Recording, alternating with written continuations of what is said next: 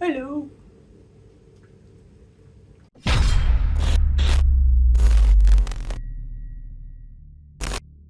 everyone, it's been a while.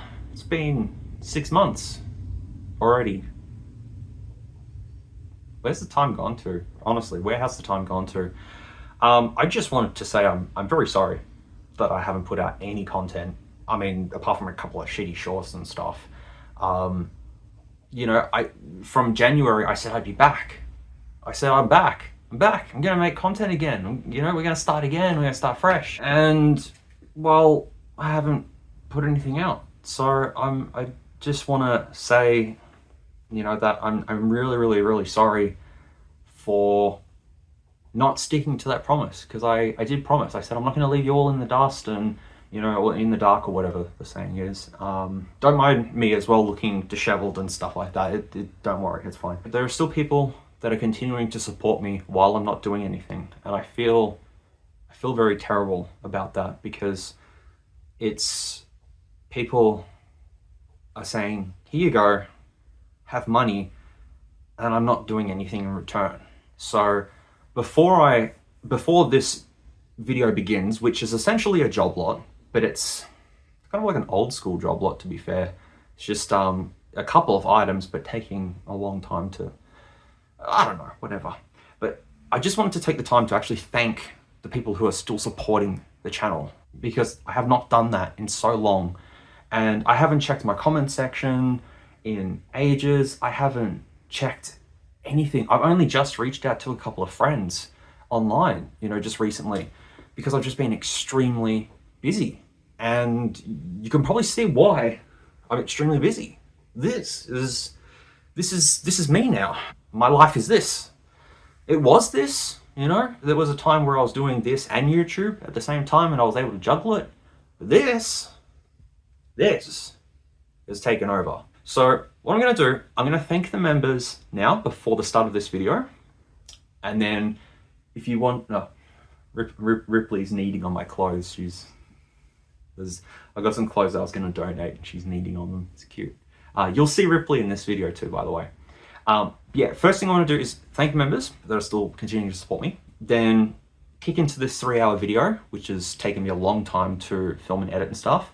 And then after the 3 hours, I'll have just me rambling, just sitting here rambling to you about everything. And you know, you can just skip straight to the end and watch my update and talk and all that sort of stuff, or you can just watch this little part and then watch the job lot, and then or skip the job lot.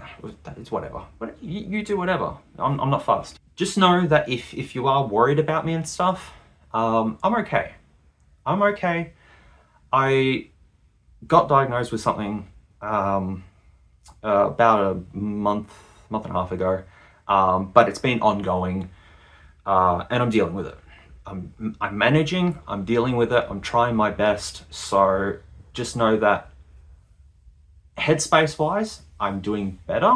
I'm still struggling with some things, but I'm managing.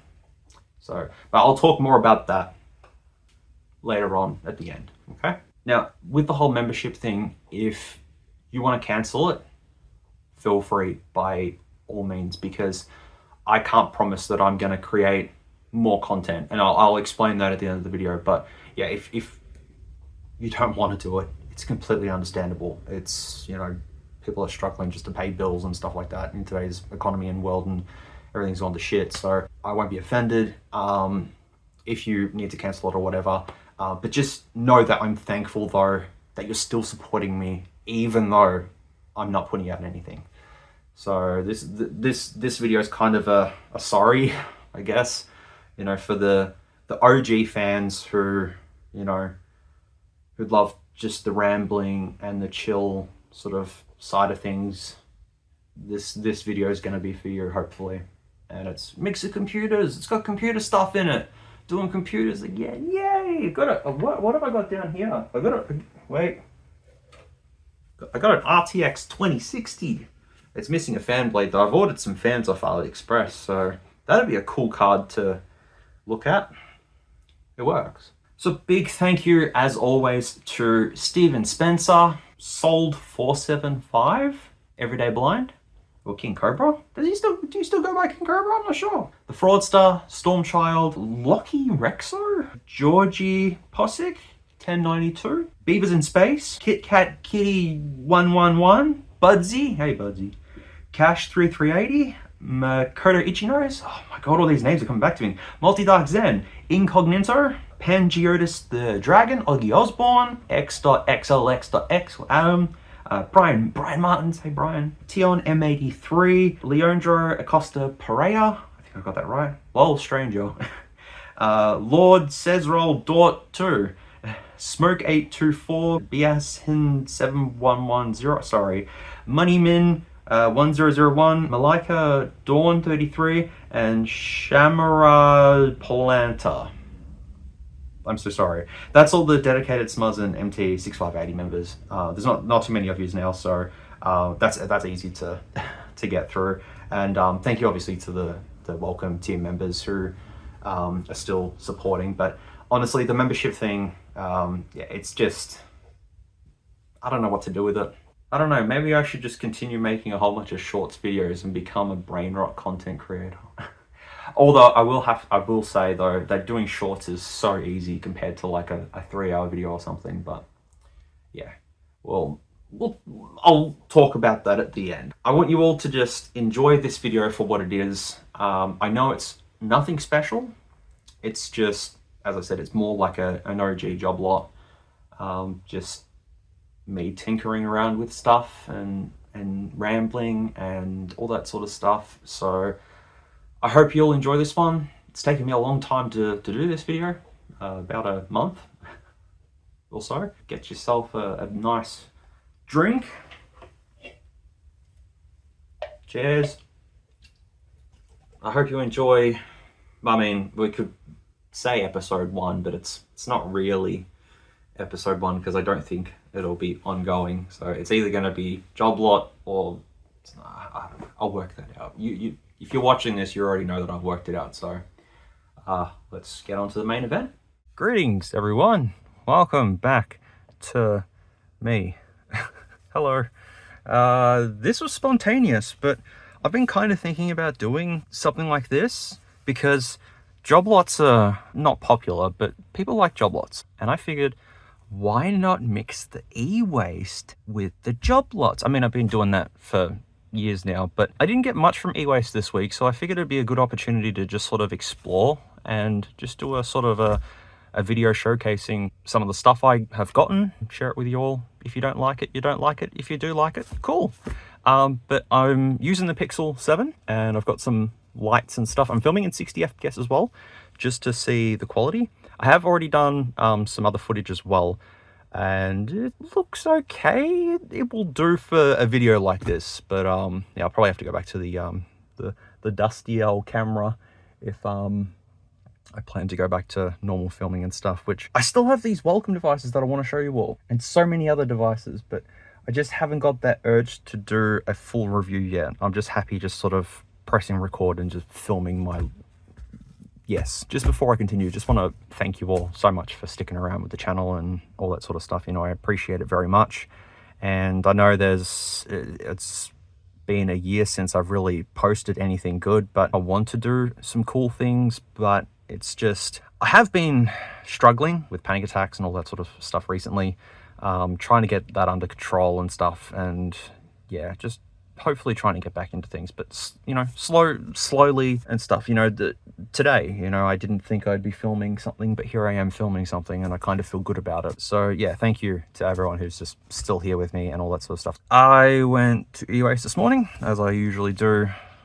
Different days of the week, doesn't matter. I spent $100 today, but I did get some, well, I didn't get anything super duper, okay, I did get something kind of cool, but I'll show you that a bit later. Yeah, I was only there for probably 45 minutes, I think. And then, yeah, it was done. I'm going to show you all what I got, and then we'll sort of exactly like a job lot. I'll show you, then we test, repair, go from there. First things first, got a Samsung SSD. That's it.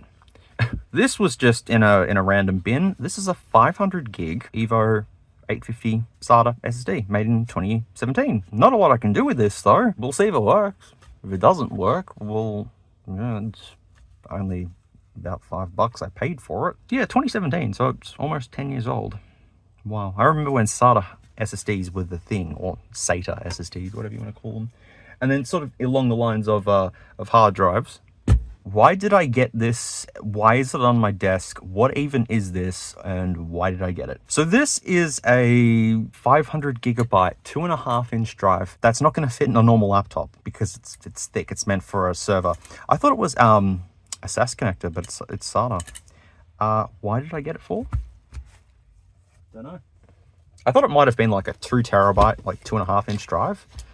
It turns out it's not. But I got it, so it was. I don't have a reason. Impulse buy. Picked it up. Got it. That was it. Definitely came out of a server. But I'm just curious to see if it'll fit in my if it'll fit in my little 2.5-inch thingamajiggy. Burp. How'd you come, buddy? There you are. I don't know what I'll do with this. Throw it out. Yeah, that's a thick fella. That's thick. Like, compared to that, which would fit in a laptop, this is a server grade one. So this would probably be 7,200 RPM, most likely. Made in 2013. Why did I not see that? And I did not see that there is water damage on there. So that's probably not going to work, but we'll test it out. We'll see if it works. If it doesn't work, take it back to Ewaste. Here you go, you can have it back. Then I got this Nokia phone. It is Type C. It's a TA1105. I do have one of these in my collection. I believe it's a 7.1. Let me Google, because I don't remember. No, it's a 5.1 plus. 5.1 plus. Both of mine have cracked glass, but I tried to charge this in the car and nothing was happening. And this is cracked as well. But it's got a notch. I know, for some reason, I like Android phones with notches. Like the actual bathtub notches, not the teardrop notches. Don't ask why. I have no reason. Then I have an iPhone 7. However, I have already tried to power it on, and it does power on. And it's remote managed. But I'm going to try and restore it via iTunes and see if the remote management pisses off, because that has happened, I think, probably 2 or 3 times. I've got an Apple device and it comes up with the remote management, and then I put it through 3U tools and it gets rid of the remote management. But that's, as I said, only happened a couple of times. And I've just realized that the glass is actually cracked, even though it's got a screen protector, because the screen protector is too small for it. Screen protector is probably, oh no, the screen protector is probably for an iPhone 6 or something. But that should all fit the same, but that doesn't matter though. What I really want to check is the battery health, because I've got a whole bunch of 7s that have shit batteries. I'd love to use an original battery and all that sort of thing. Then I have an iPad Air. I believe it's an iPad Air. You can see my lighting. It is an A2152. So I'll tell you what that is. iPad Air 3rd generation 2019 Apple A12 Bionic chip. Cool. Now we have to see if it's iCloud locked or if it's not iCloud locked. So I'll just quickly check that. I've just checked the iCloud and it's off. But it could be remote managed though. We don't know. Haven't tested that yet. But it's obviously belonged to a company if it's got a sticker like that on there. So there you go. That is something. Then I got this Lenovo. It's a TBX606FA and it's not cracked and it powers on, because I already tried to power it on just in case. And while it does have some scratches and stuff, it's actually in good condition, surprisingly. And also, it's not FRP.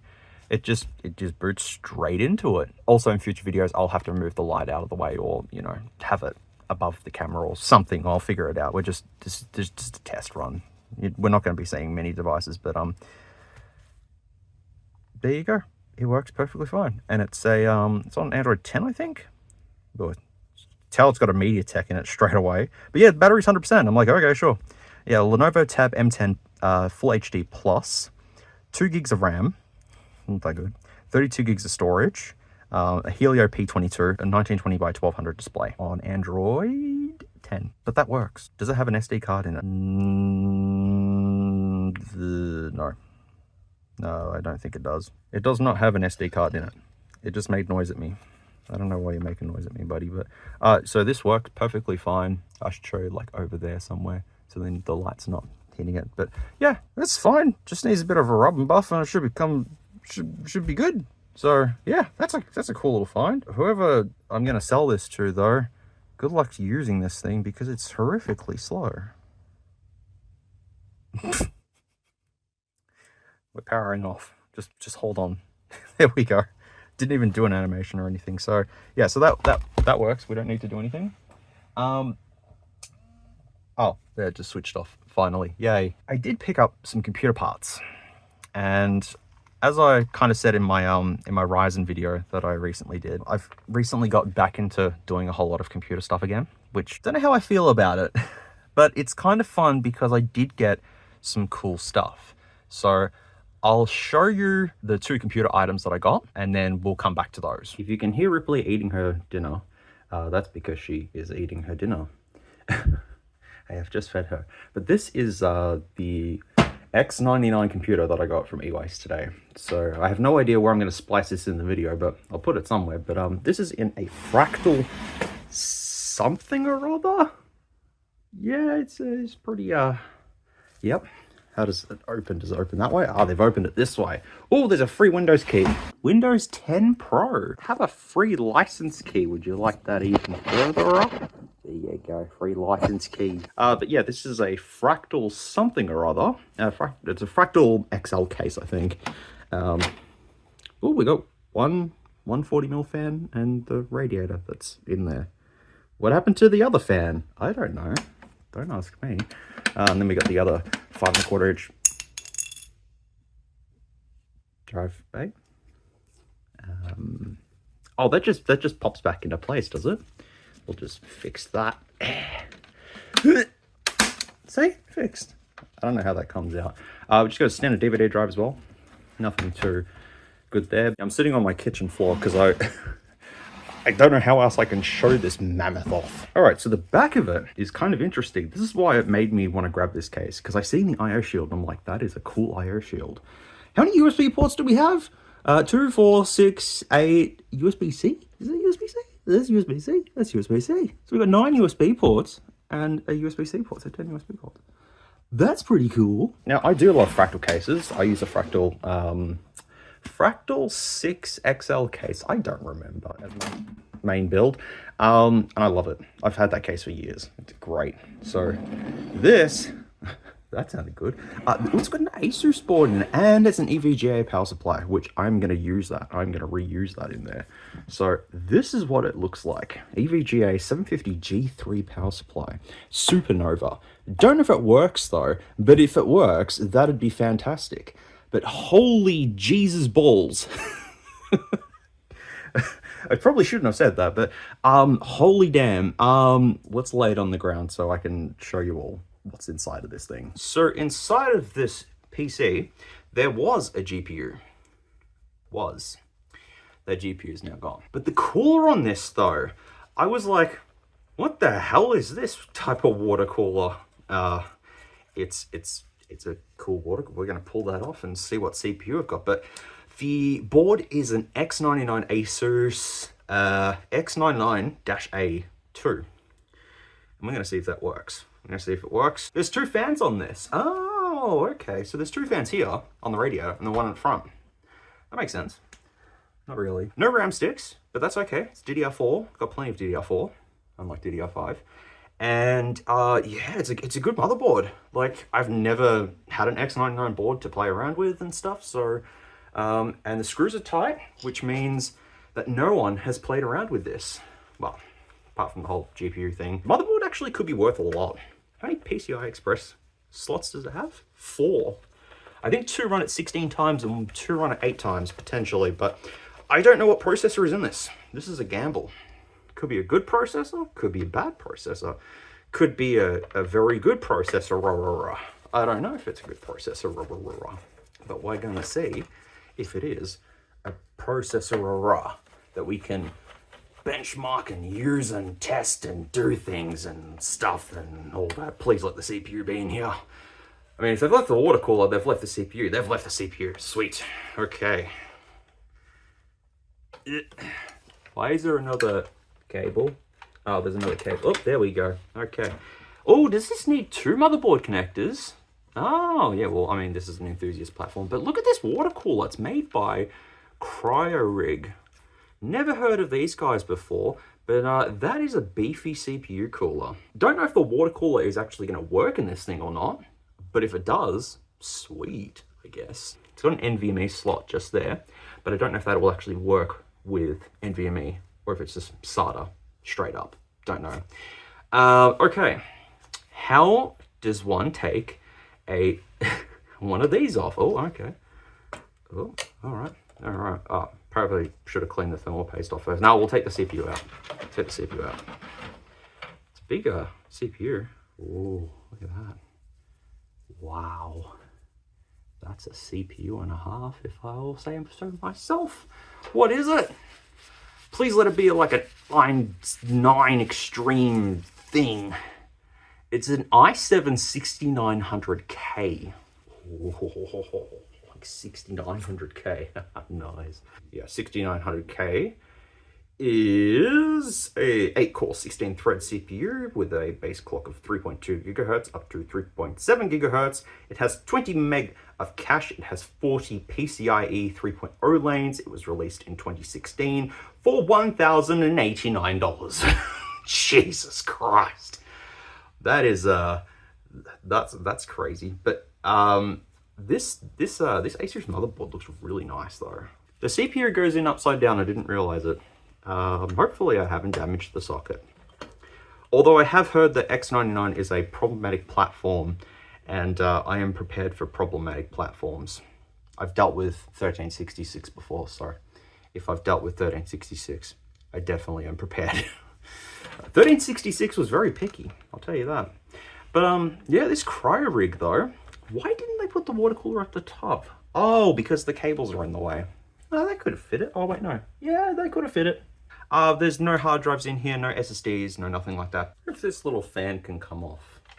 It's so cute, but it's so dumb. Also, the case is a Fractal R5. So if you were wondering, it's a Fractal R5. Yeah, we'll have to come back to this because I don't know if this thing's gonna work or not. Because I paid a total sum of everything, I can't really sort of split it up into categories of how much I paid. But hey, 6th gen i7. Was it i7 or i9? No, the i7. Not bad. Pretty good. Cool. All right, let's move on. The second computer case that I did get was this. It's nothing special, I'll tell you that. It's an I don't know. 2 USB 2.0 ports, USB 3, tempered glass side panel, but only 2 of the screws are here, so I'll just kind of take these out because I don't really want the tempered glass. So the reason why I went with this case, found this case and I'm like, cool. It's because I need a test case for my AMD rig. But even so, a test rig. Oh wait, there's no stand. Oh yeah, there's enough standoffs.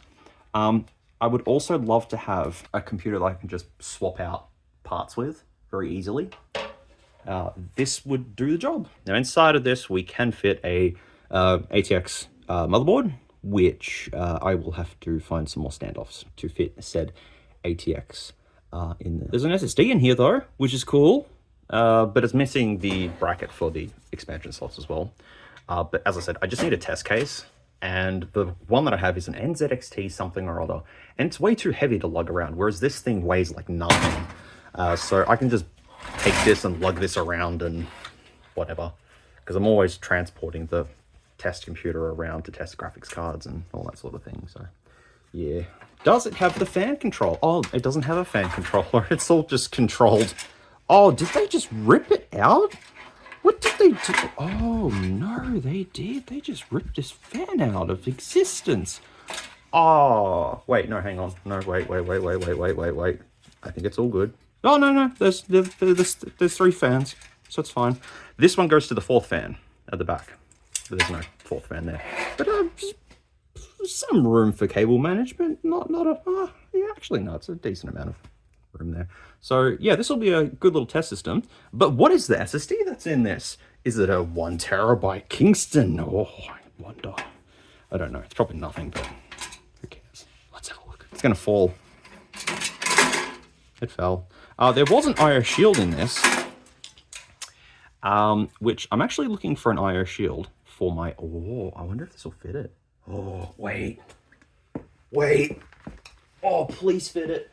Oh my god, I think I've got an IO shield. Okay, if you're probably asking me why I'm so excited about an IO shield for, I have this Gigabyte motherboard. It's the, I don't know, A320M S2H. Works with all AM4 processors. The Northbridge. Northbridge? No, this is Northbridge. This is Parser. Chipset. Just chipset. Just go chipset. I've just used twist ties to hold it into place. It's not the right one for it. But I've been looking for an IO shield for it. Please let it fit. Oh my god. Yep, that'll do it. Oh, nice. Sweet. I don't care if it's off by like a little tiny bit. I just didn't want to have to order one off AliExpress. And I don't have to now. Yay! That was a good little IO shield. They left that in there. That's nice of them. Whoever threw this PC out. Oh, the SSD. It is a 480 gig. Nice. Okay. That's, I mean, it's a SATA one. It's nothing blazingly fast, but like it came with the case. So we've got an X99 with a 6900K in it. Case with RGB LEDs, 480 gig SSD. Things are looking pretty good. So yep, I got a case and another case with parts in it. So we'll test the X99 board. I really want to see if it does work. And if it does work, what am I going to do with it?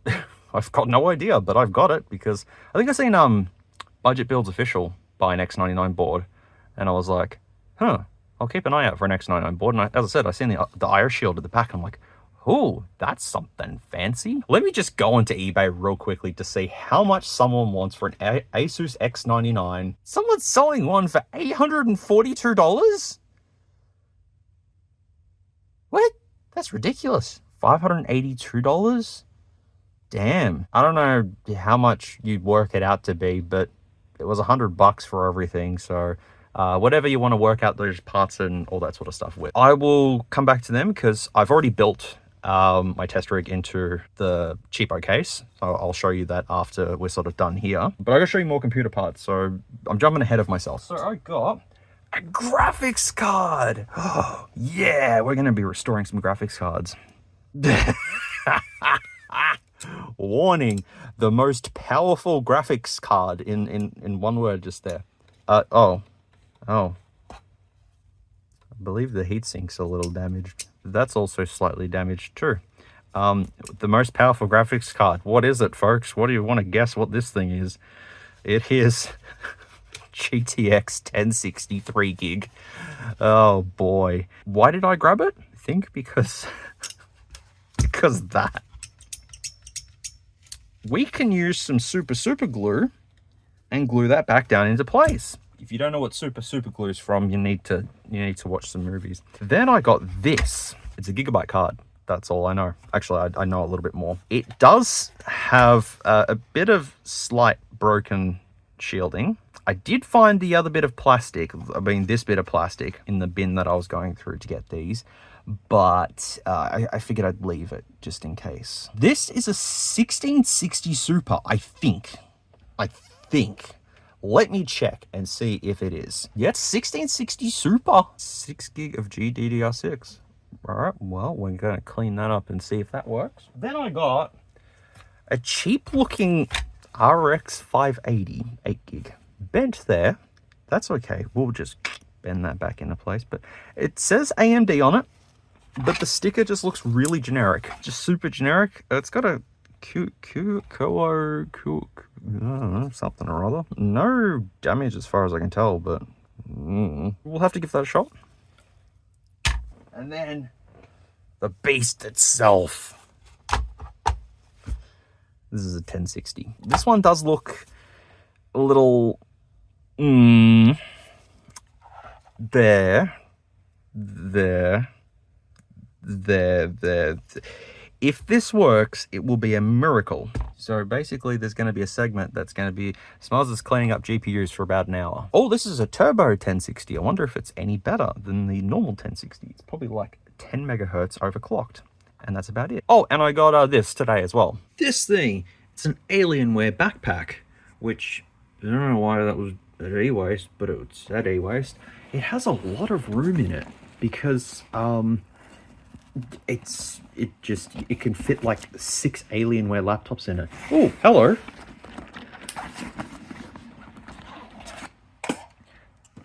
Oh my god, a free mouse. Yucky.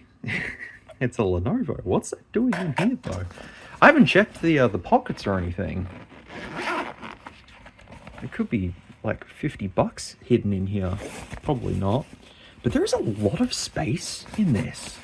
Like, you can fit so much in this. I mean, obviously it's made for, you know, Alienware laptops and stuff. But there's then another pocket. There's just pockets, places and things. It's a premium backpack, that's for sure. It would be a good one to take to Japan if I ever go back. Yeah, see? Look at that.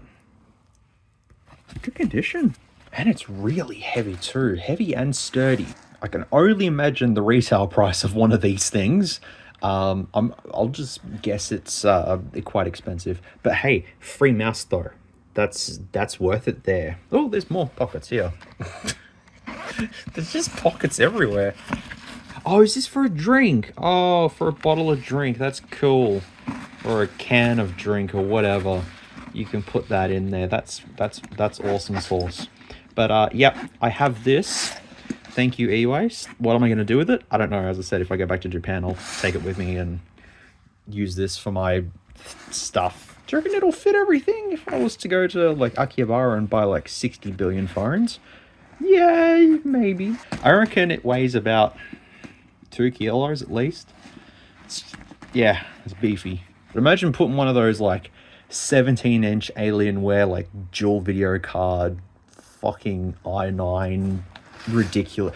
You know, something really over the top in this. That's what this is for. So that's pretty cool. I don't know if I'm going to actually use that for anything, but I have it. What do we start off with first? Well, obviously, we'll leave the graphics cards. We'll come back to those. So let me plug this in.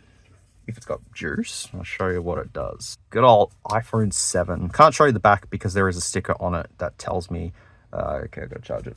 That tells me who it's from. So I better not tell you all who it's from because protecting privacy is a good thing. So I'll just zoop that in there and we'll just leave that to the side. Now, the Nokia, however you want to pronounce it. Does it have an SD card? No, it doesn't, but it's got dual SIM. Yay. It's powering on, so that's good. So let me get my power bank and we will plug it in and see. Everything's just got dust on it nowadays. It's terrible. I'm so sorry. So let's plug that in. Okay, that's a good sign. Nothing happened. On screen, it looks like that the phone has lit up, but it has not lit up. Let me try USB Type A to Type C and see if that helps. And if it doesn't help, then it's probably gone. Oh, hello. All right. It's getting it's getting nothing. Yeah, that is not getting nothing. I mean, the port looks pretty yeah, you can't really see that, but it's not looking the best. As I said, I do have parts for it, but I don't know if the screen on this is actually good or not. That's my problem. Let me just sort of jiggle around the cable a little bit just to see if it does anything. Hang on, I'll check my because I've definitely got one in my collection, cracked glass though. But if I've got one in my suitcase, then we can just, you know what I mean? Nokia 5. Got it. Oh wait, no I don't. Oh yes I do. USB port is stuffed. Cracked glass back and front. Do whatever with it. That is, yes. That is what I have said. I remember when I first got one of these, the bootloader was like stuffed on it, and there's like a boot switch. There's like 2 boot switches or something like that, and I had to use a command prompt and ADB and swap it. It was a pain in the ass, but yeah. Let me see if I can actually get to my other one. Found it. Is it? Whoa, that's not the same phone. Huh. I've been bamboozled. Okay, never mind. I was going to say we can just pop that from that to that, but that is not the same USB port. Nope. I mean, it's cracked glass. Can I really sell it for anything? What if I hold the power button? Does it do anything? Something just cracked and moved, and yep. Let me just clean the screen a little bit. Got to keep this pristine. The LCD actually looks okay. Yeah, that actually looks fine. Tell you what, we'll come back to it. We'll come back to it, okay? It's not really super duper important. I mean, it kind of is, but it kind of isn't. 5%, should we just plug it in? We'll see what the battery life is at on this. Not that you're going to see it in 3D Tools, but I will tell you what it is. It's 93%. Sweet. Okay, just flash it, and we'll see if that goes to, if the remote management goes. If it doesn't, I've got parts. I've got a battery for it, because I've got some iPhone 7s that need batteries. The next thing, well, the Lenovo tablet works, so I don't have to do that. The iPad, grab this, grab that, and we got wattage. Whoop.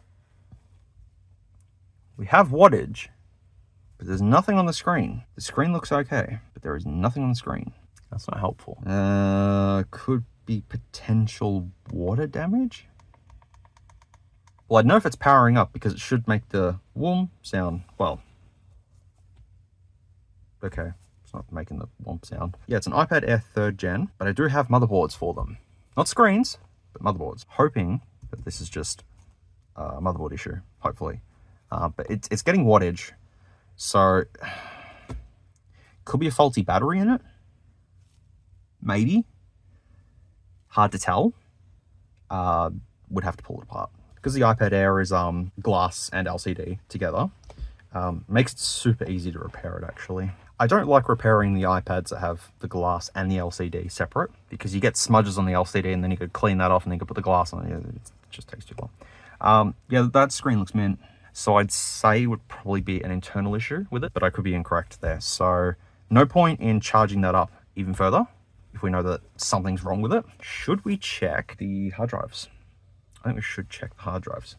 As you did see, there was a hard drive in that cheapo case, and that was the Kingston 480 gig. So we're gonna just test that, see if it does anything. I've got a new work laptop, but I haven't moved everything to it yet because I haven't done anything. Yeah. No, I don't want backup.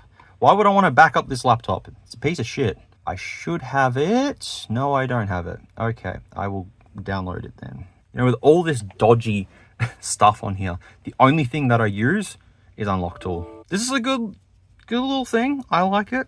I recommend it. There is plenty other things that you could use to monitor hard drives and stuff, but this is one I've been using for years. And you're supposed to buy like the full version, but it's like, this works. Every time you use it, it tells you to register for like 10 seconds. Before we start anything, we're going to open up CMD because I do not want to see any data. I want to just wipe it completely. So I will open up that and I will boot into disk part. That was not how you do boot disk part. There you go. Now I'm in disk part. So launch that. So let's see how many hours are on these drives.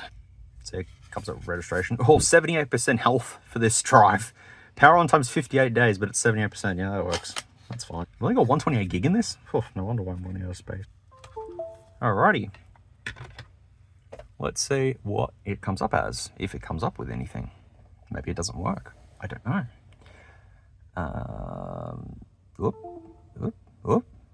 It's doing something. There it is. Oh, it's 100%. Go away, code meter. 100%. It's brand new. This is a drive from how many years ago was it? Exactly 2016 or something? Yeah, possibly. I don't know. When we used 480 gig SSDs. That's brand new. That is brand new. Well, okie dokie then. Well, I'm just going to disk part. We're going to list disk. We're going to select disk 1. We're going to clean it and we're going to convert to GPT because that's the way to initialize it. So that actually worked. That's surprising. I was not expecting that. I mean, as I said, it's a SATA SSD. It's not the fastest thing in the world, but like, I'll take it. Why the hell was an SSD left in a computer case, but everything else taken out of it, except the IO shield as well, and one fan?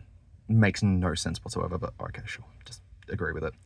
I have a feeling I have not connected this to a USB 3 port on this laptop, so it's probably being real slow. I will run like further testing on it to just see if it is actually at its full capacity, but if this says 100%, it should be fine. The iPhone, let's see if I've got rid of the remote management or if it's still here. Can you see it? Oh, yeah, there we go. That worked. not the iPhone. This has worked, so that's fine. That's fine. All right, let's see if it comes up. Nah, still got remote management, but well, I mean, it might go away. As I said, it's only happened like 2 or 3 times where, yeah, where it says retrieving configuration, then it just skips it. So unfortunately, that's not going to happen. But I've got 93% battery in that, which is ideal because I needed an iPhone 7 battery. Not that I'm going to test it here. All right, so we've got the Kingston SSD working good. Now the 500 gig SATA Samsung. Let's try this one and see what this one does.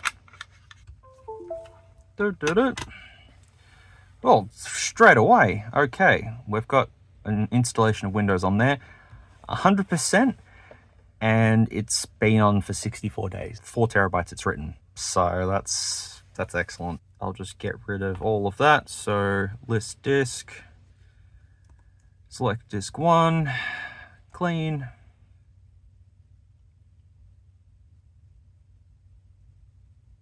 Convert GPT, done. Leave that open. Volume, pop. Get rid of new volume, so then I know that it's not a new volume. Well, it is a new volume. Shush. So 2 SSDs working. SATA SSDs though, but hey, they're worth something. People need storage these days, and if they can't get a hold of, you know, an NVMe drive or whatever, just stick with a SATA drive. Not faster, but they're cheaper if you want to save a bit of cash. So yeah, there, done. Sweet. Cool.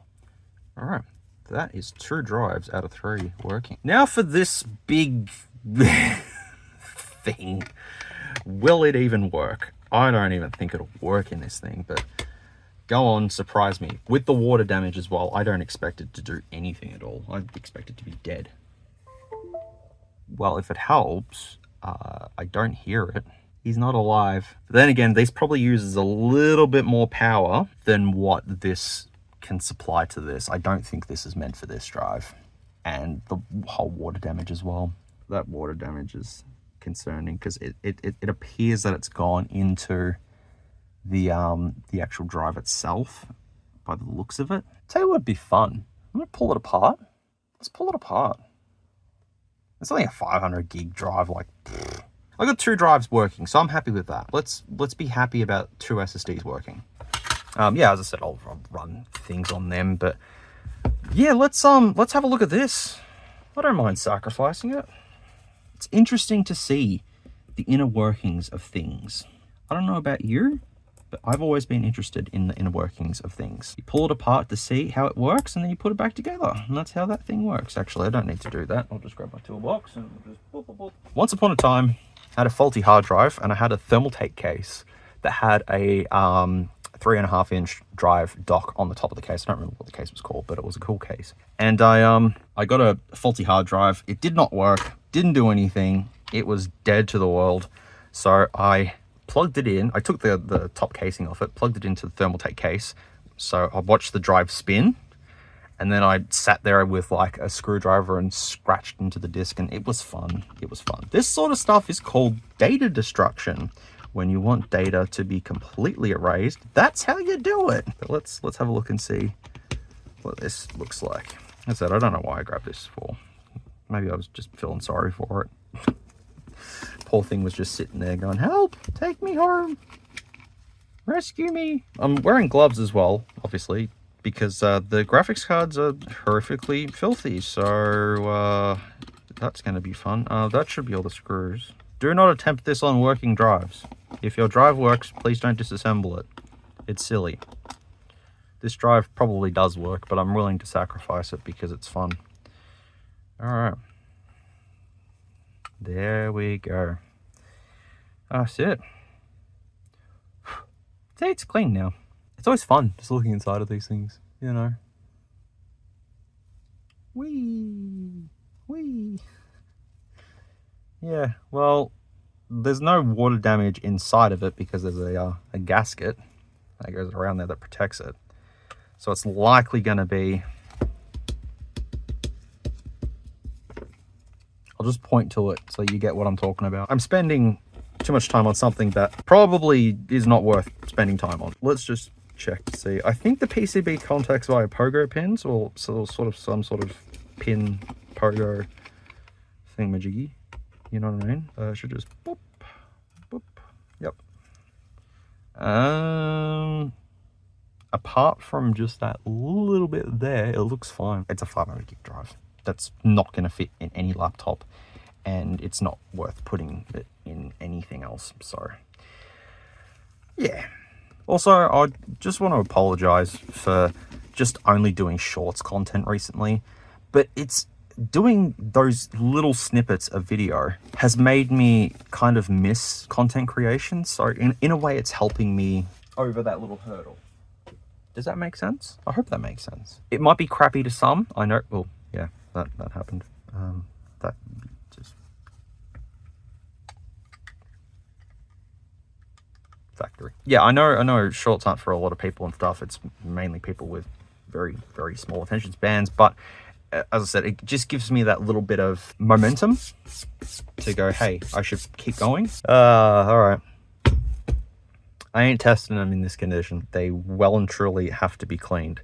So welcome to SMUZ is cleaning the most powerful graphics card. That's a 1063 gig. I believe they offered these in 3 gig and 6 gig variants anyways. So why would you choose the 3 gig variant? I mean, this is the this was 2016. Why do they look like Google Chrome? Are they Google Chrome logos? Hang on, they are Google. That's Google Chrome. That's Google Chrome. Well, I mean, like it's pretty close to it. It's like old Google Chrome. That's pretty funny. That's funny. We're gonna need a toothbrush. That's not a toothbrush, that's a paintbrush. Jeez, I need sleep. And we're gonna need to, I mean, should I put a bit of paper towel down? I think I should, because I don't want to get more dust on this mouse mat than I've already gotten. I've repaired so much stuff on this mouse mat that it's dirty already. I've got a Super Mario Brothers one actually, so I will swap to that one if need be. But anyways, first card, GTX 1060. Does it function? Does it do anything? Are we okay? I don't know. We're probably not okay. I'm not okay. We'll just take the cooler off first, analyze the card. But obviously, I'll just clean them all up first, and then we'll put them into the test system, because got to see if the test system actually works first. There, the screws out for the heatsink, and let me just make sure that that's all that I need to take off, or is it? Yep, that is it. Alrighty. I was about to say, how did they make 3 gig out of that? It's alright, I worked it out. Alright, so that's the cooler, and here is the card. Which, Super Famicom? SFC. Super fucking cool. That works too. We are gonna need to take this. Actually, technically we don't have to. Technically, we don't have to remove anything. We just grab a pair of pliers and just... How does it end up like this? To be fair, it was in a bin, so like, you know, not expecting it to... I'm gonna have to... I'll take it off. I'll just take the damn thing off. To straighten it up a little bit. Now, you're probably also asking, why are you saving a 1060 3 gig? Because...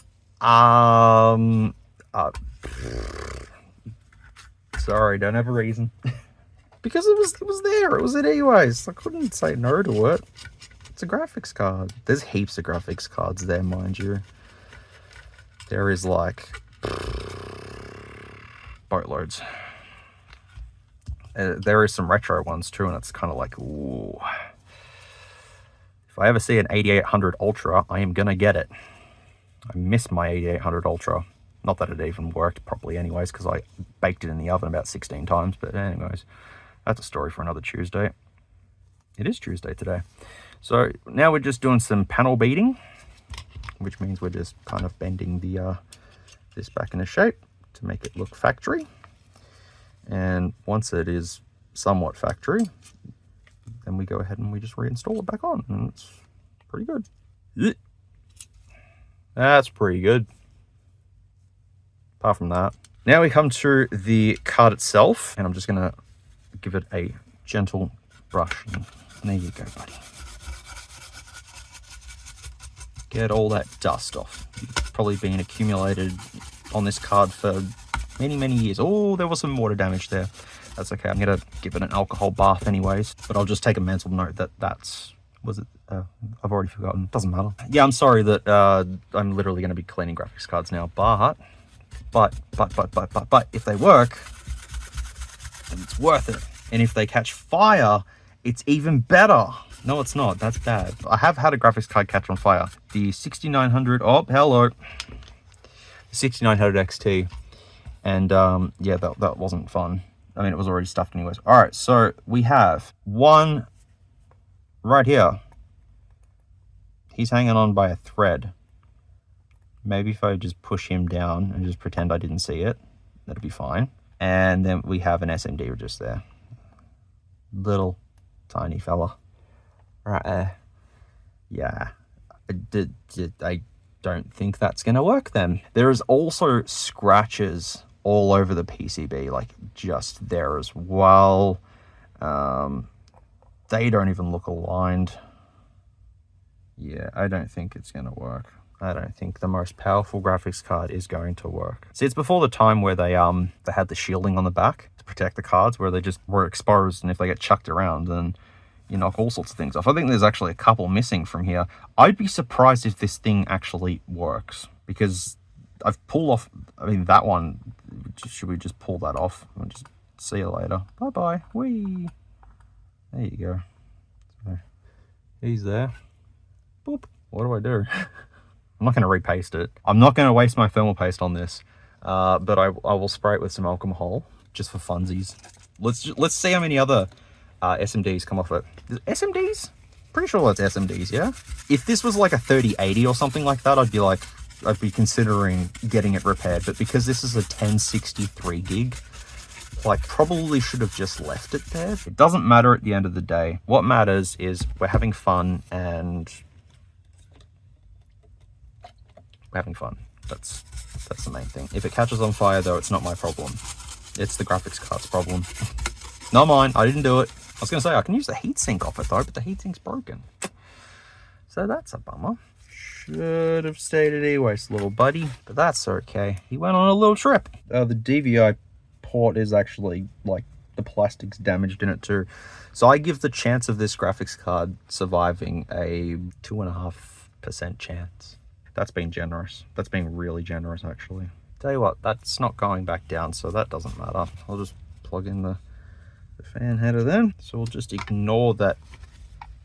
Yep, that couple of components have been knocked off. That's no dramas. And we'll test that after we test the other ones. We'll clean the other ones first. I mean, I did find I think a 3080 at Ewaste, and it's missing a fan, and some of the PCB is like just caved in, but I thought I'd give it a shot anyways. I think some of the RGBs light up on it, but not all of them, which is not helpful. So we're just going to test this one as is. If it does anything, cool. If it doesn't do anything, so be it. Let's have a look at this. I'm going to just use a baby wipe to clean up this kind of crap on it, but this is the most powerful one out of them. I don't think I've tested a 1660 Super. I don't even know what the comparison is. It's obviously no like 2060 Super or anything like that. Cool card to just sort of, I don't know, test for something. I mean, yeah, it's missing all of that there, which is not helpful in the slightest bit. And I think there's, ooh, oh, hello. We'll just leave that there. The shroud is damaged, so I can't do much. I can at least clean it up, try and give it a second chance, but at least this has this plastic piece on the back of it, which has probably helped its chance of survival. I say that, and there's a bit of damage on the PCB right there, but hopefully there's no important parts going through there. I'm pretty sure there's nothing that's like important going through there. Both fans are good, they spin. The card is also pretty small as well, so good for a mini ITX build or something like that, if it's even a good card. I remember testing 1650s and they were terrible. I mean, they worked. I'll say that, they worked. Should it just pop off, or do I have to keep going? Questions and questions. Give it a little twist. Nope. Ooh, I see a little bit of corrosion on the board, but it should be fine. There we go. And that should just lift off. There we go.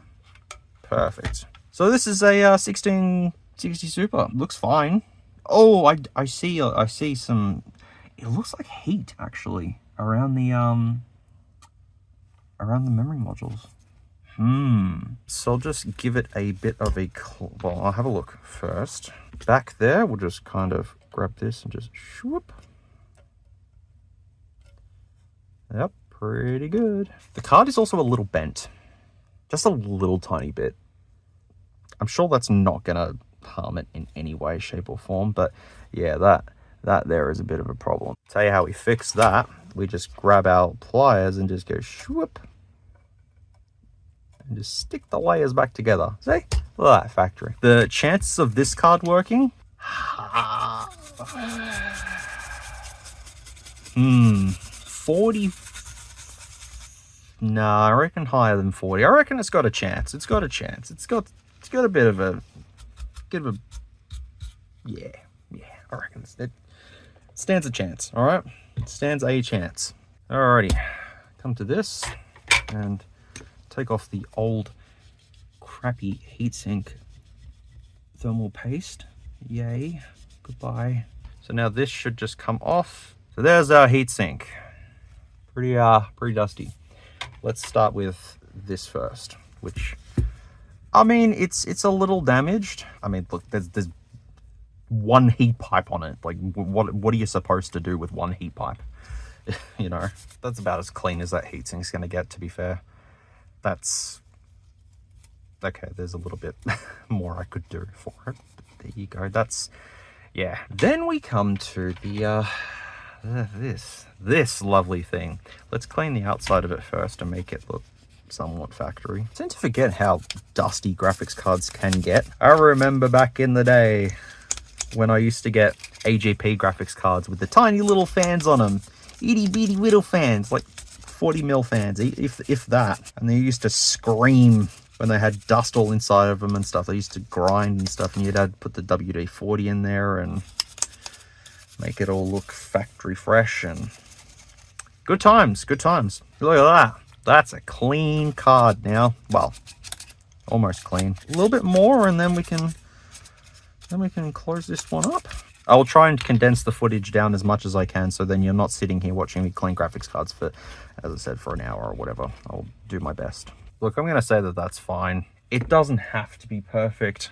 Proceeds to make it perfect. Also, I'm going to just say this, but after doing the Ryzen video, I was really proud of myself. I actually watched that video back probably twice.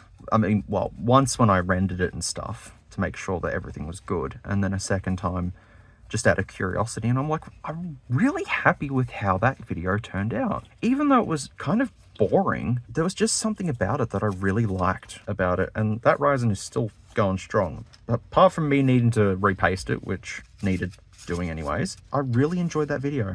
So yeah, I know a lot of people probably aren't into the computery stuff. Hey, I wasn't for a time either, and now here I am dicking around with computer parts again in my life. So yeah, card is clean. How does card go back together now?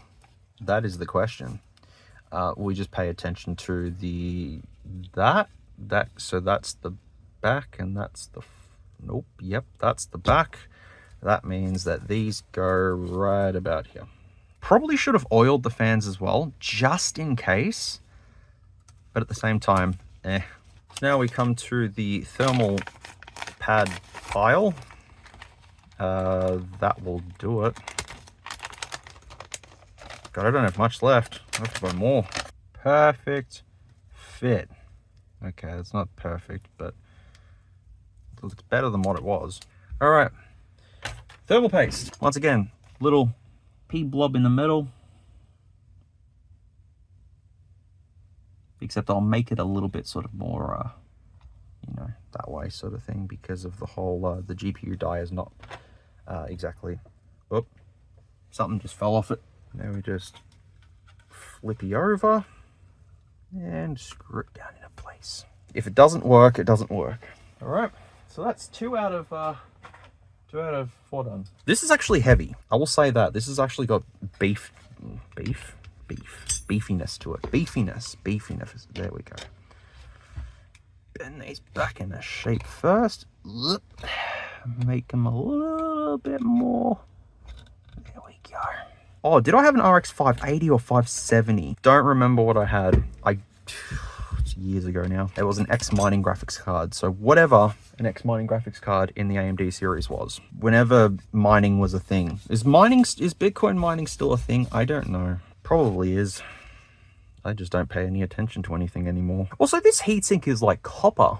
Well, not copper, but it's like, it looks nice. It's nice, okay? It's nice. It looks nice. Looks nice, but does it function? Ah, see? Ooh, wait, what the fuck? What the fuck? Okay, hang on. Hold up a second. This is really odd, but the card's never been worked on before. So how does this... Okay, all right. So have a look here. Do you see anything wrong with that? Do you see anything wrong with that? Right there. What? What? That's literally a blob of solder paste just plonked on there. Oh, hello. So the AMDs have the cool heat sinks. Yeah, okay, so they have thermal pads for half of the heat sinks, and then the rest of them just like, whatever. Why is that one crooked? This must be a cheap card or something. Is this even an RX 580? Okay, hang on, it's got a little date thing on there. The date is 2024 on there. This is sketchy. This is sketchy. This is really sketchy. But if it works... If it works, it's no problems. We don't mind if it works, but that is bizarre. I do know that they can fake some of these chips. I mean, that's fresh thermal paste on there. That is good stuff there. Oh, is there anything even on the die? There's nothing on the die. This might not even be one. I know they make graphics cards that are fake and stuff like that. I know that. Could it be a faked graphics card potentially? I don't know. It'll be a miracle if this thing works, because it looks super janky. The whole thing itself is just, it looks terrible. I don't know what the hell they were doing. I remember the RX 580. If it was a 580 I had, well then it was good. If it was a 570, well then it was still good. But I remember using that for a while. And then I upgraded, oh, what did I upgrade to from an RX 570? 2060 Super. Then I used that until I got my 6700 XT, and then I have the 9070 XT now, which is infinitely better. It's just amazing how far technology has come, that's for sure. All right, let's take this off if it comes off. Or is it super glued down? Oh, there we go. Okay. Oh, no. Yep. There is some not nice stuff in there. I don't think this will work. Not looking good. What the hell happened to this card? It's like it's got eaten alive by something or something. Could the manufacturer of this new graphics card, we'll just say new at this stage in time, got an old OEM card and then just, yeah, no, that doesn't make sense. I've got no idea. Unless they've butchered it up to work. I don't know, man. If it works, I'll be surprised. Chances of this working, with the amount of damage that I'm seeing, the solder blob, there's a lot of things to be concerned about. But for the benefit of the doubt of this card, I am just going to say, you know what, it's fine. Nothing's wrong with it. We're just going to ignore everything we've just seen, okay? Ignore everything that I've just mentioned to you. We're going in with a completely fresh slate now. We haven't seen anything, correct? You haven't seen it? No? Okay, cool. We're on the same page. Alrighty. We've not seen anything. Beautiful brand new card right there with no markings on it because of something. Yes, cool. Yep. Cool. Alright. Everyone in agreement? Yep. Sweet. Cool. Alright. We'll just put that brand new graphics card over to the side, and now we'll clean up the heatsink, which actually isn't that bad, to be fair. I do have a fake graphics card that I did get from Ewaste. I think it's a GTX 750, I think, but it's like disguised as a 1060 or something like that. I tried to boot it and it just doesn't work. Okay, so someone's oiled the fan in this. This is...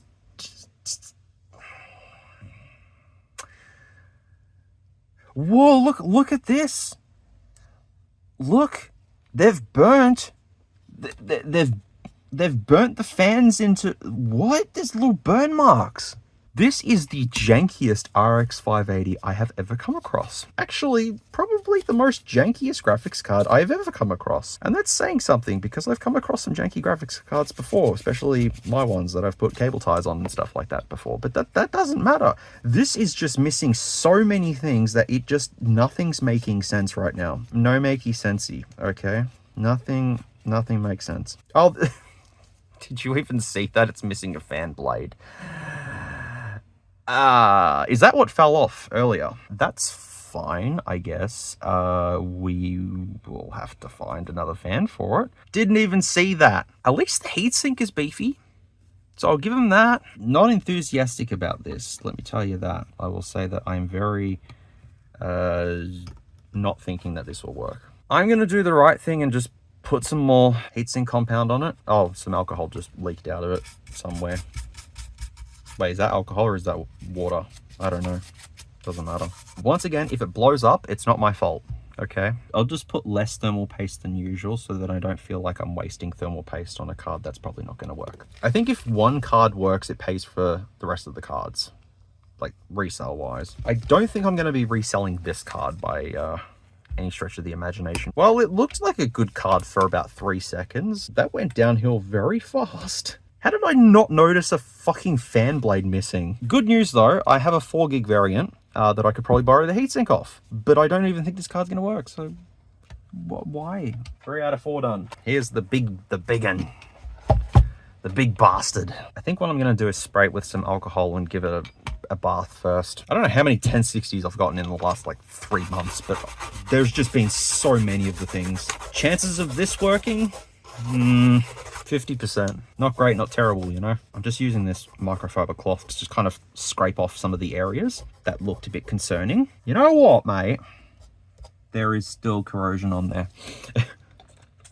That's fine. When you see corrosion, just pretend you didn't see it and just scrub it off. I have a feeling I'm going to be in for a very, very nasty shock when I open this up. Let's not get it too ahead of ourselves. Could still work. It's got a nice cooler on it.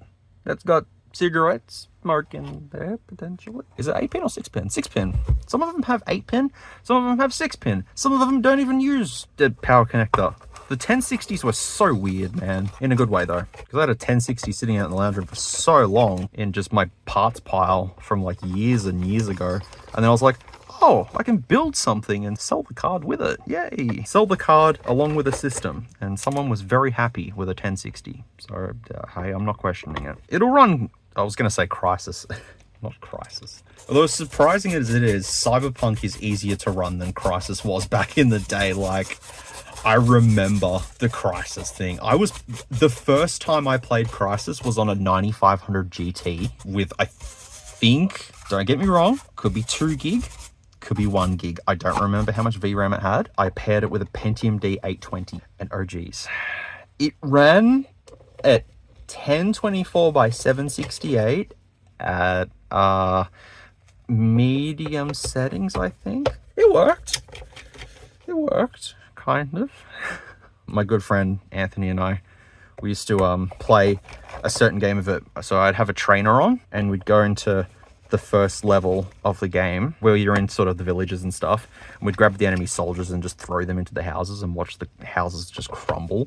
That was amazing. Like back then, that was just super duper. And we've got a strip screw.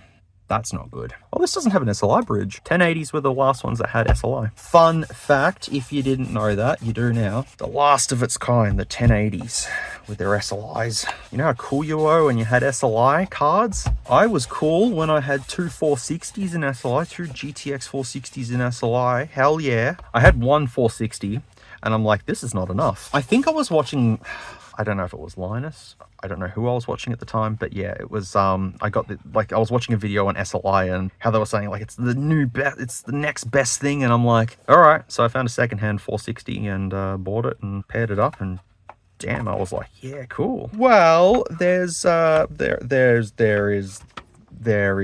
things going on with this card that I have to show you all in a very moment. Yes. Yeah, there is possibly something living inside of this. It's also a really big card. Yeah, there is some fossilized civilization in there. Surprisingly though, apart from some water damage just there, card looks all right. We'll just go ahead and pretend like, once again, we didn't see anything. Sometimes it's best just to do that when working on stuff. Just pretend you didn't see it and go, okay, no worries. Or when something works when it's, you know, severely damaged. I think it was in a job lot actually, or it could be in an abandoned way, I don't know, either one. I had a Samsung motherboard that I was trying to take. What is that silver piece doing there? What do you do? Oh, that's probably from the hard drive. I had a Samsung motherboard. I don't know what Samsung phone it was off though, but the board actually snapped and I was like, oh, that's never gonna work again.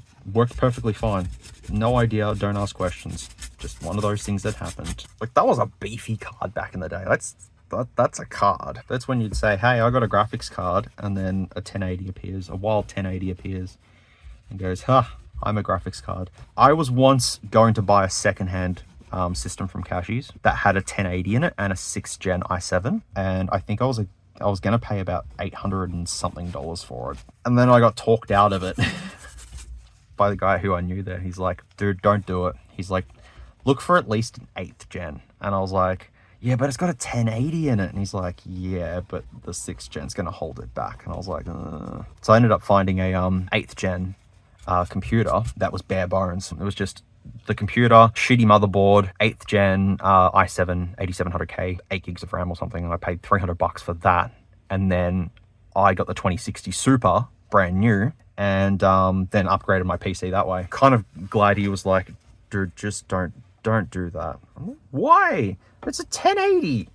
I would have loved the 1080. No. I think it was also like ray tracing. I'm like, what the hell's ray tracing? You know, to this day, I don't even use ray tracing. I have no need for it. Same with like DLSS and all that sort of stuff. I don't care for it. I just want to play a game that just looks like a game. Sometimes I don't even put anti-aliasing on because I kind of want the game to feel like looking like a game instead of realism, to just sort of break my mind from the immersion. Like, I like playing Cyberpunk with a jagged edge. Don't ask how that makes sense, but it just does to me, okay? I've had the chance to play with the 1080, and I love the 1080. I reckon it was a great card for back then. I watched a video by a creator recently who was going over like the best graphics cards from each year. The 1080 and 1080 Ti were like winners, and then I think the 2080 Ti was another winner. You just can't beat them. Like, AMD back then was just like, we can't compete with this. We just don't even. Poor AMD. And they still aren't competing. I mean, I would have liked to have had a 5090 in my system, but I don't play enough games to warrant that. I mean, the fact of the matter is, I'm playing Virtua Tennis 4 at the moment on my fucking ROG Ally. That's super duper high intensive gaming right there, my friends. Yes. Don't question it. Look, that's a pretty clean card. That's a pretty clean card. Now the worst part is this disgusting thing. At least the thermal paste is ancient. Can we draw a little smiley face in him?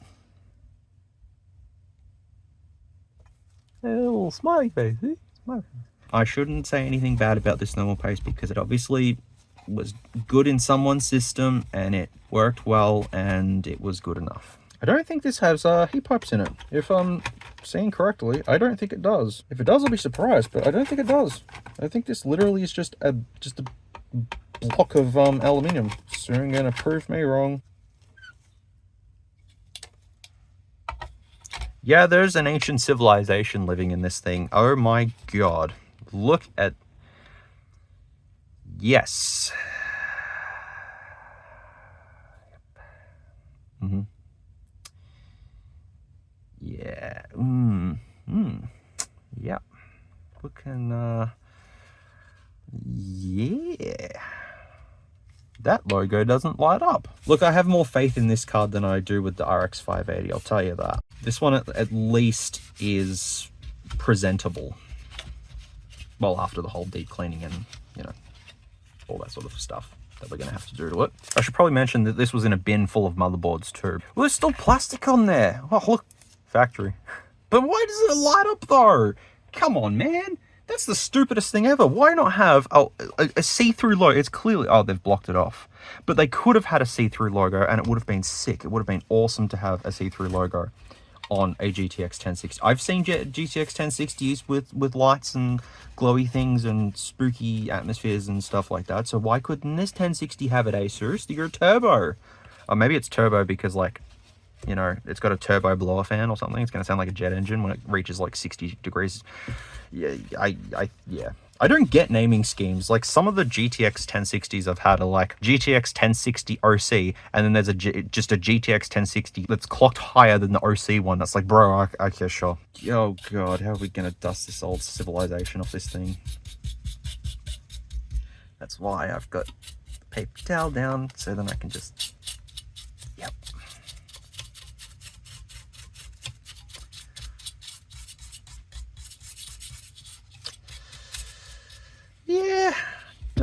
don't feel too good about this heatsink, but it should work. It should still do the trick all these years later. Oh, there is a heat pipe in there. Huh, I was wrong. I've been playing Portal 2 on my Steam Deck. I don't use Steam Deck. I don't like Steam Deck now, only because it barely boots up anymore, and like, yeah. But I have the same issues with the ROG Ally because I leave it plugged in all the time. It has issues with hibernation and all that sort of stuff. But yeah, I'm playing Portal 2 at the moment.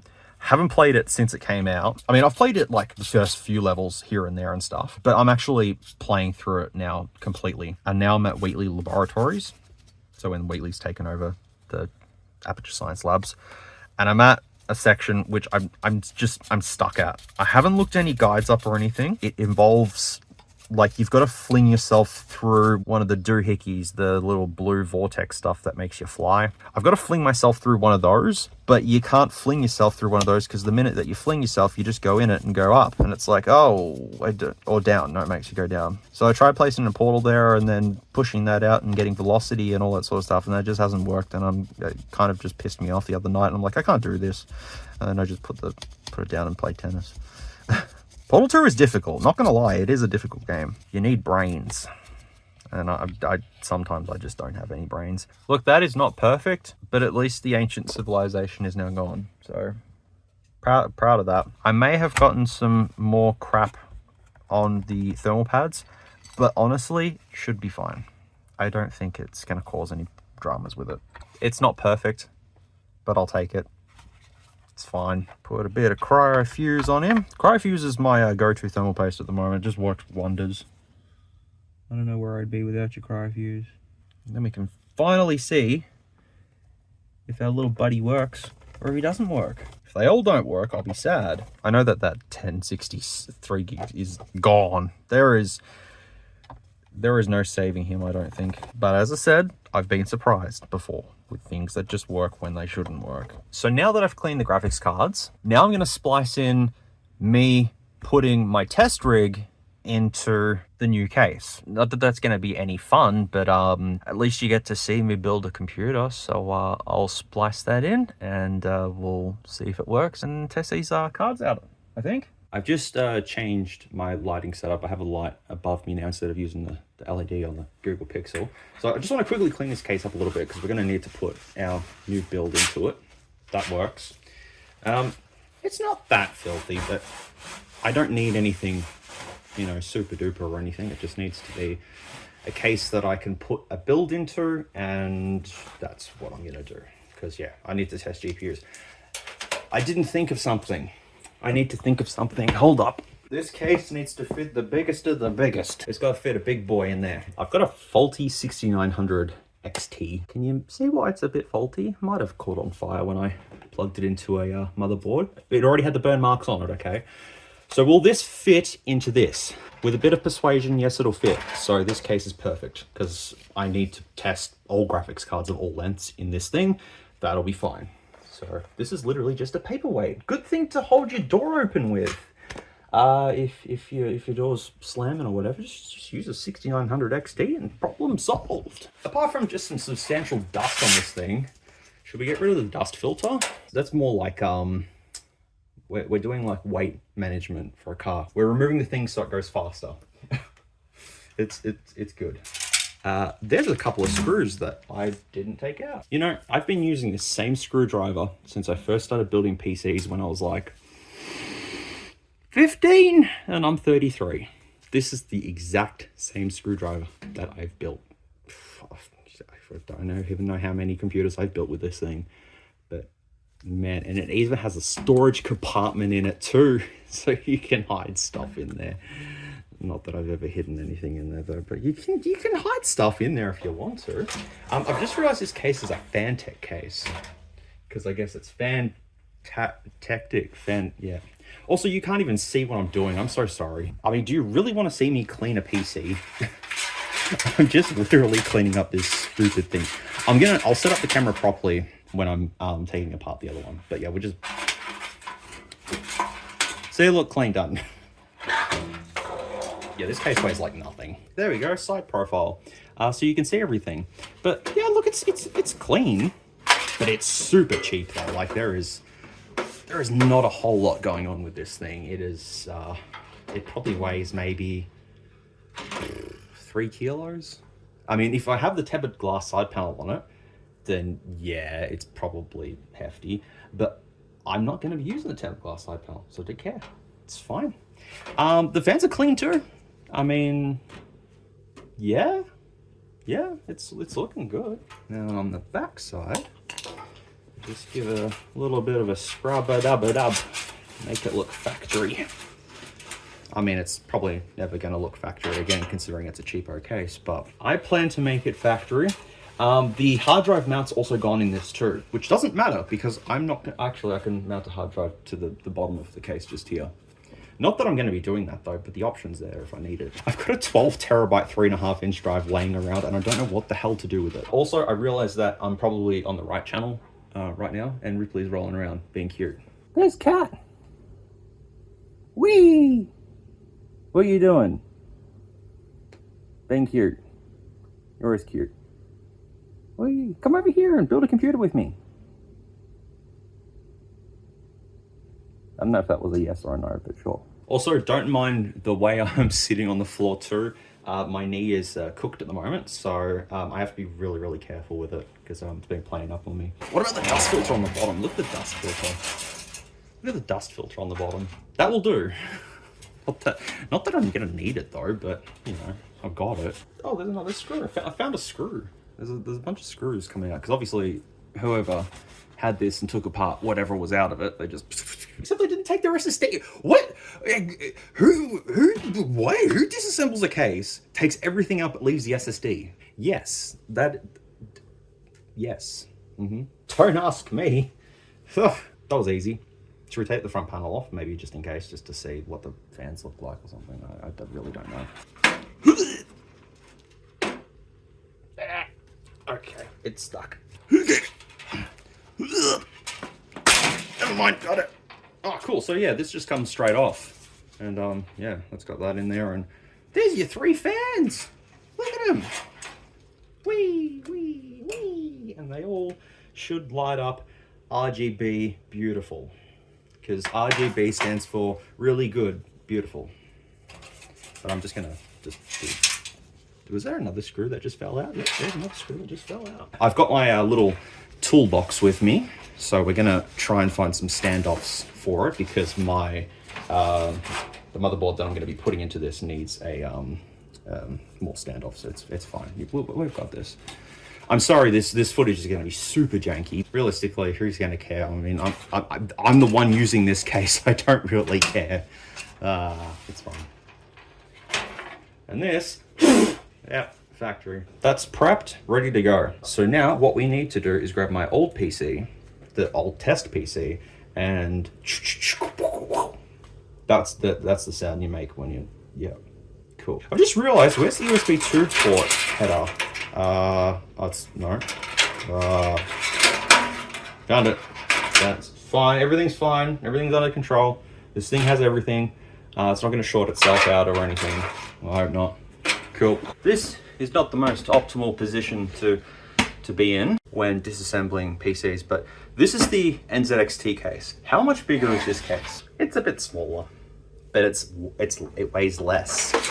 That's the good thing. It weighs less. But yeah, I'm just gonna pull apart this and put it in there, and it shouldn't take too long. I'll speed up bits, try not to make this boring. I'm gonna take that Air Jordan sticker and put it on that one because I like that Air Jordan sticker.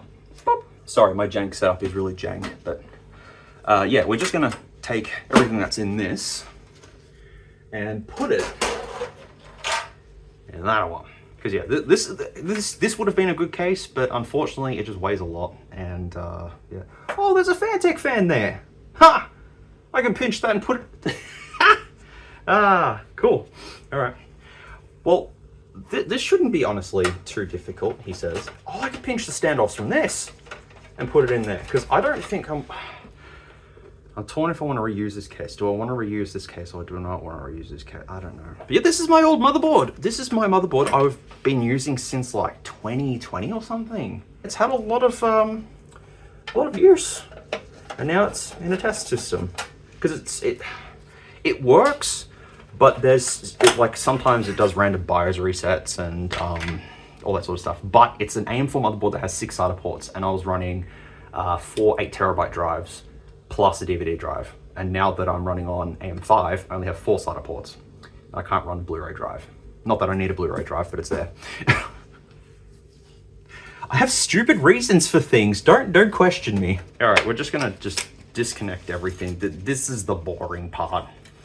This is the boring part. But tell you what though, when you do this, if you ever do this, you know, building computers and all that sort of stuff, when you first start, it's a tedious task. But once you've finished a computer and you power it on for the first time and watch it all just magically light up, you feel infinitely better. And I tell you what, I will feel infinitely better once I've done this, because yeah, I really, really do want to get this test rig going. All right, so that is the fan, but that's still connected at the back, which is fine. I will take out the Corsair red LED fan because we need LED fans and we can reuse them. I think, as I said in the Ryzen video, I did not want to touch computers again. Like, I just did not want to go back to them. I spent so many years dealing with dusty, broken, disgusting computers.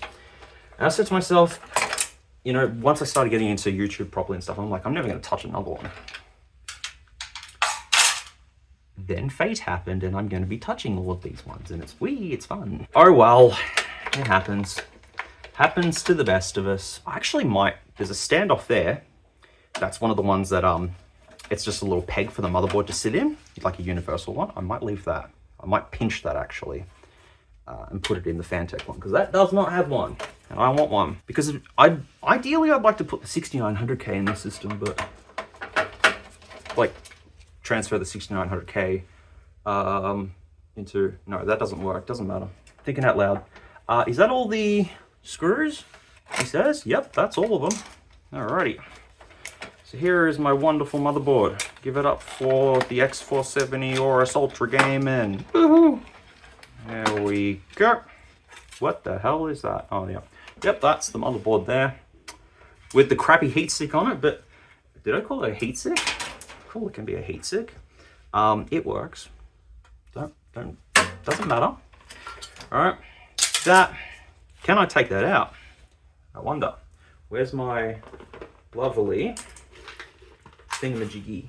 Aha! Cool, got it. Cool. So that's a universal peg standoff thing, because yeah, I'm gonna need that. Now you have to grab out the PSU. So flippity flip. Oh, the fan. That's alright. We'll just put the fan in there. I jumped into a bin to rescue this case because I was like, oh, I need to. This case is perfect for testing, and then I find this one. I was like, yes. Do I need to unhook any of these? Yes, I do. Little snippety snips. Oh, red cable ties as well, by the way. Can't be a computer without red cable ties, can it? Not a SMUZ built one, anyways.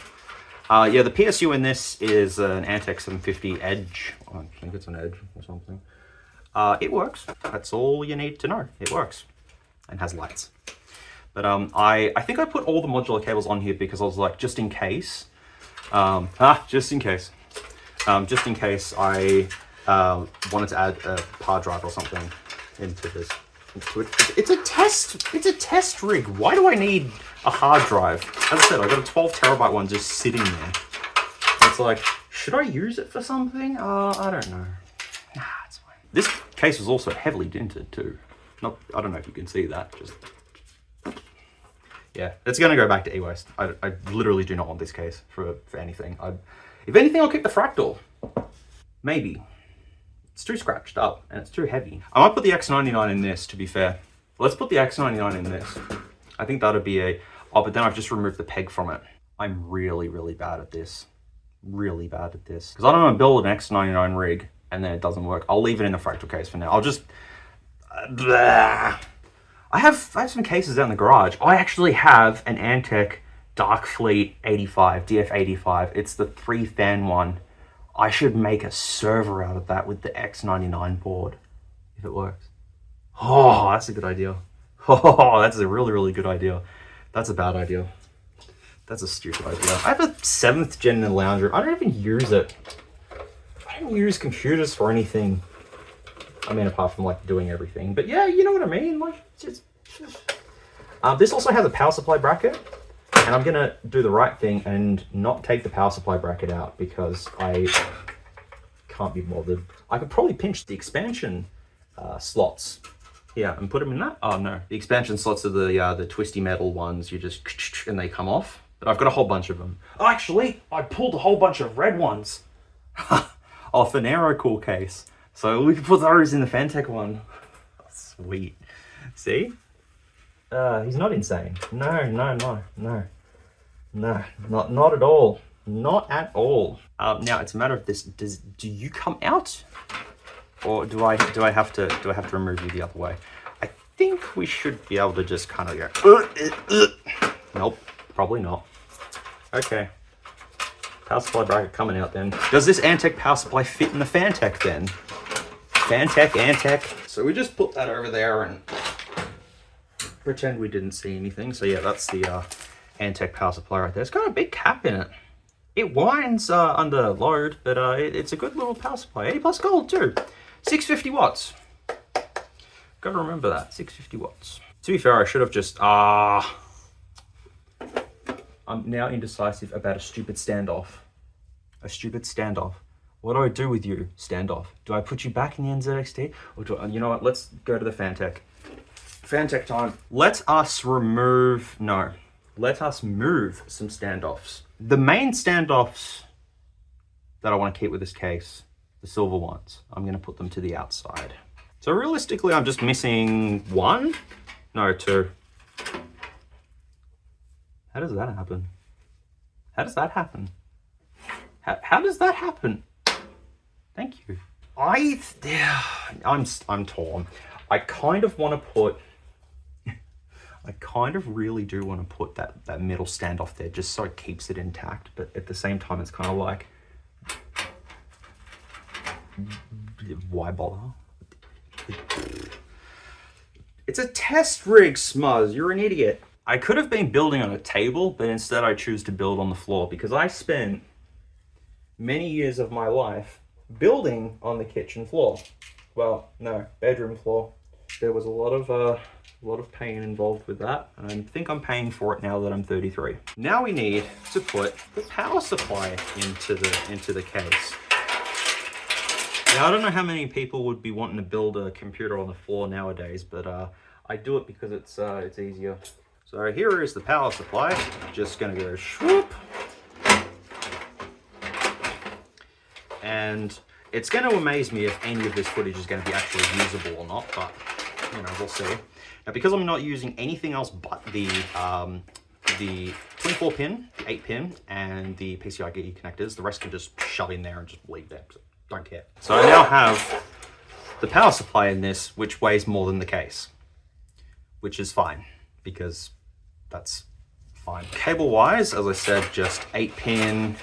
I'm gonna have to run the Molex, obviously, for the fans. We've got to have the RGB, man. That makes it go faster. I want to put the motherboard in, so we'll just shove everything in there.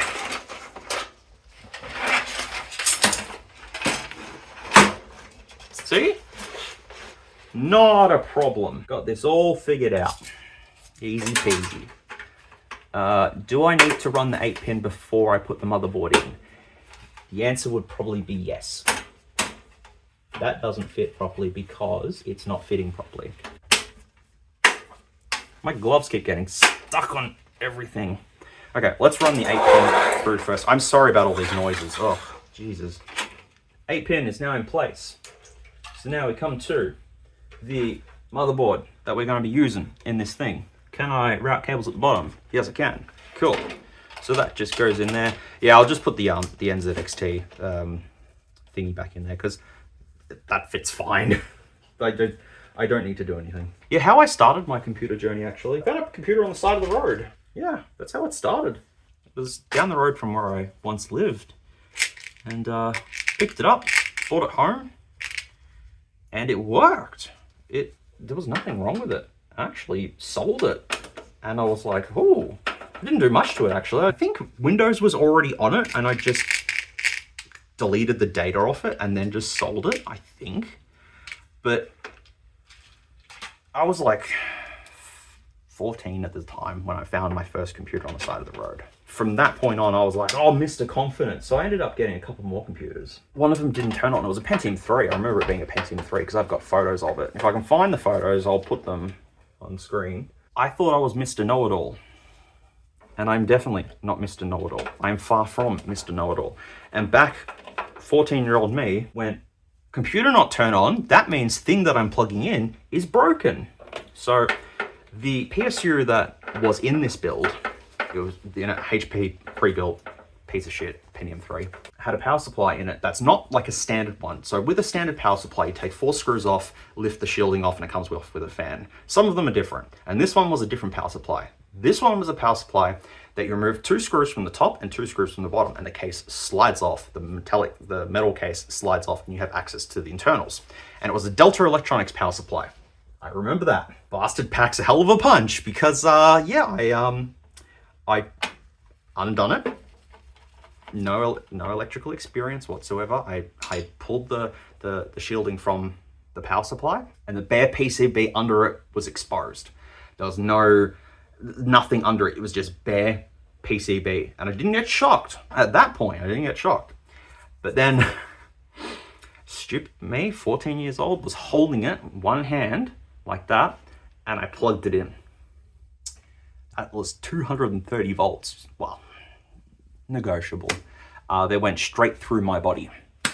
I remember a black, just fade to black nothingness, and then waking up against my wall, and the power had gone out in the house, and my mom came over to me, and I remember being like, I've just been shocked, and I remember the jolt, and then just black. It felt like someone was just, I don't know, I've been shocked before, well, afterwards anyways, and nothing compares to that, but it was intense. It was intense. Some of the like, that pain that I felt before everything just went to black, it was pretty, yeah.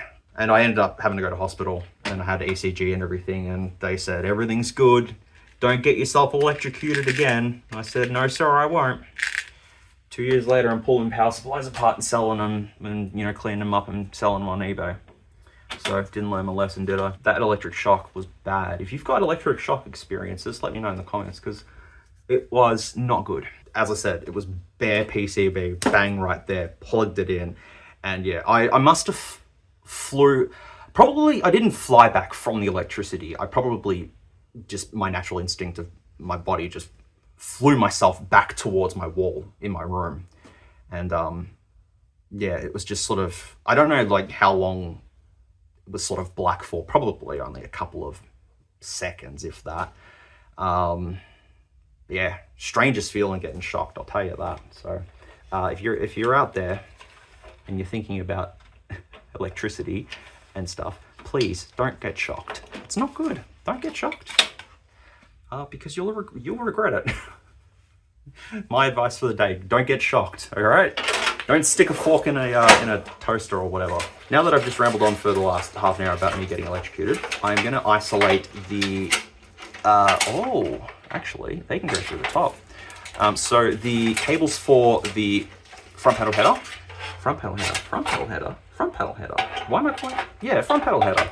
I'm gonna actually, yeah, I'll just run them at the top. I really would have been cool if this had a 5 1/4 inch drive bay, just for the funsies, but it doesn't. But that's okay though, because it doesn't need it. Once again, this is a test build. It doesn't have to have anything fancy in it, but I'm gonna try and make it fancy. Now, not that you can really see what's going on now because I'm kind of all over the joint, but just bear with me 2 seconds. So I'm gonna have one of the GPU cables come out from, oh, actually I'll just both of them coming out of there. They'll fit. Plug in 24 pin, boop. Not that you can see it though, because I'm not filming correctly, yay. Now we do some cable management, which means, ow, my leg hurts. Oh. And I've just realized as well that I did not route the audio cable through into this little hole, but I should be able to just pull it through and save the day there. And then these can go through to go like that. See, simple, we fixed it. See, it's looking like a build now. It's looking proper. So we have the front panel audio, which just goes in there. Not that I'll ever use it though, but it's there just in case I need to use it. The front USB 2.0 ports that I'll use those. I'll use the front USB 2.0 ports. I want to make sure cable management is as nice as possible, so I'm just going to route the cables back through the little hole, and that will make things easier for cable management. Yep, something like that. I've always hated USB 3 headers. Probably just me. Just me complaining. Reset always goes at the bottom. Oh, I remember when Asus used to have the spaced out front panel header connections. They were so weird. HDD LED, because we want this case to shine when we're using the SSD. Which way is plus and which one's negative? I don't know. It should be fine. And then yeah, power LED, which can go like that in there.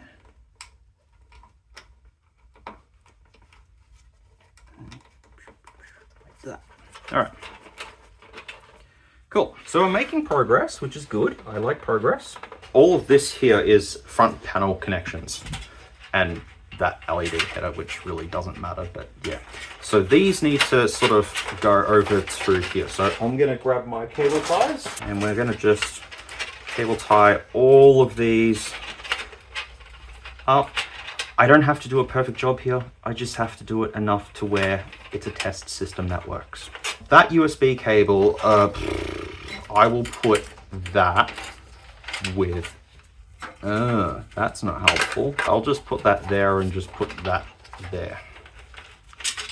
That's good. No one's gonna see the back of the PC at all. Nobody is going to see it. The only person that's gonna see it, well, I mean, all of you are seeing this right now, if this video is even gonna get uploaded or published or whatever. So when I used to work at a computer shop, I always used to tidy up people's computers free. So, you know, they bring them in and say, hey, I just need like a virus scan or something like that done. Okay, you know, no worries. And like, while I had the time and all that for when the customer was picking up the PC, I'd usually just go in and just dust the computer out for free, because it's like, I want the customer's computer to keep going for as long as possible.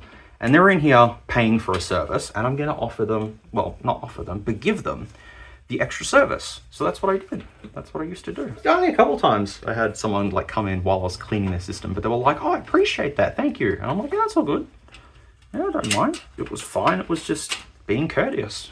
And that's, yeah. What's important is making customer happy. If customer no happy, then used to love doing cable management, and like when builds would come in, you know, that we'd built and stuff, I was like, oh, that's my build. You can tell all the cable ties. And then builds that would come into the shop that were just absolutely horrific, like cable management wise and stuff. I'd always just love fixing them up, just making them look nice. Just, that's all I need to do. And we just need to get a Molex connector from our PSU. And I also probably want to put another cable tie in there somehow, but that's okay. So then this goes like so. Daisy chaining things is fun. Wait, hang on. If there's three, wait. Oh yeah. I'm thinking, wait, there's 4 fans, not 3. There's 4 fans. There's 4 fans. That's fine. Perfect. I would call that dangerous, but it's fine. Like, let's cable tie this guy down so then he doesn't go walkabouts. You know, would hate to have this guy, actually I'll probably have it like in the middle. Yeah, would hate for this to just disconnect and I lose all power to my RGB fans. And see, look at that. That's not going to go anywhere. Because there's no hard drive cage, I have to kind of have a look at the space that I'm left with, because I want to keep the GPU cables obviously out, so then I can, you know, do test systems and all that sort of thing. But I'm gonna just sort of wrap that in there, push this around, do some kind of mental gymnastics. No, wait, mental gymnastics? No, that doesn't work at all. And oh, I could have hooked it into there, that's okay. It's because I can't just have these cables laying around because they'll touch the front fan. And I don't want them to touch the front fan. Maybe I should have cable tied that more. Nah. After many years of building PCs and stuff, I used to use a significant amount of cable ties, as you can see here, and that has never gotten any better. I can never build a computer without using at least 10 cable ties. How many did we do? 1, 2, 3, 4, 5, 6, 7, 8, 9. Should we do number 10? Let's do number 10, just for the funsies. I am going to put one cable in this little bit, one cable tie, just so that it holds the Molex in place. Why? Because I can. In case I want to transport this PC to Canada or something, that's not going to go anywhere. Now we grab the side panel and we see if it all fits together. There's probably going to be some... Nope. Nope. That just went straight on. Now, let's see if our build is looking legit. Is that looking legit? I need to put GPU in, and we need to put the wireless card in. I like the sticks of Ramble I've got in here. They're T-Force, so Team Group, Team Force, RGB, 8 gig sticks. Or are they 16s? I don't remember. Could be 16s. No, they're 8. No, they're 8s. They're 8s. They're 8 gigs. Now we're going to grab the RTX 2080 and secure it just with one screw because it's fine. I mean, I do have a GPU bracket that I could potentially use for this, but because I'm swapping out this GPU so often, it's just easier if I just, yeah, just makes sense. So what I'm going to do is grab these right here. Yeah, just get a test fit to see if they fit, because then it's gonna look nice. If they do fit, please fit.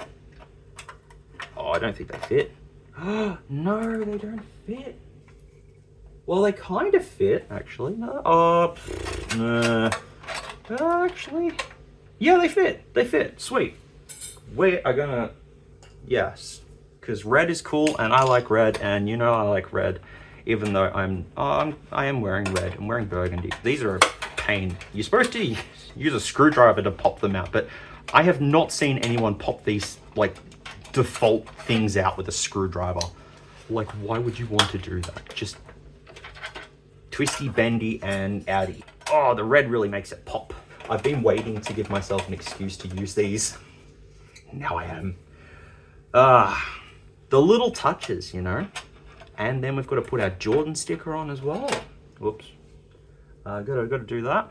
How cool do they look? Cool. GPU wise, because I'm always going to be swapping out GPUs and stuff, I'm just going to tuck the ones that I'm not using just behind there. And then when I need to get to them, I'll grab them out. Now you've already seen the cleaning of the graphics cards, so we'll just test them one by one into this and see if it works. But I'll do a first post with this and we'll see if it posts, which it should do because I didn't change any hardware. It's all exactly the same, it's just in a different case. Test this, test the GPUs, and go from there. Hey, and how much does it weigh? Yeah, that's much better. that's like the NZXT on its own, basically. Now that that's done, let's go to switching this on for the first time, see if it powers on, and we'll test the GPUs. Yeah, don't mind all the cable mess, that's completely fine. Let me see if this works. Whoa.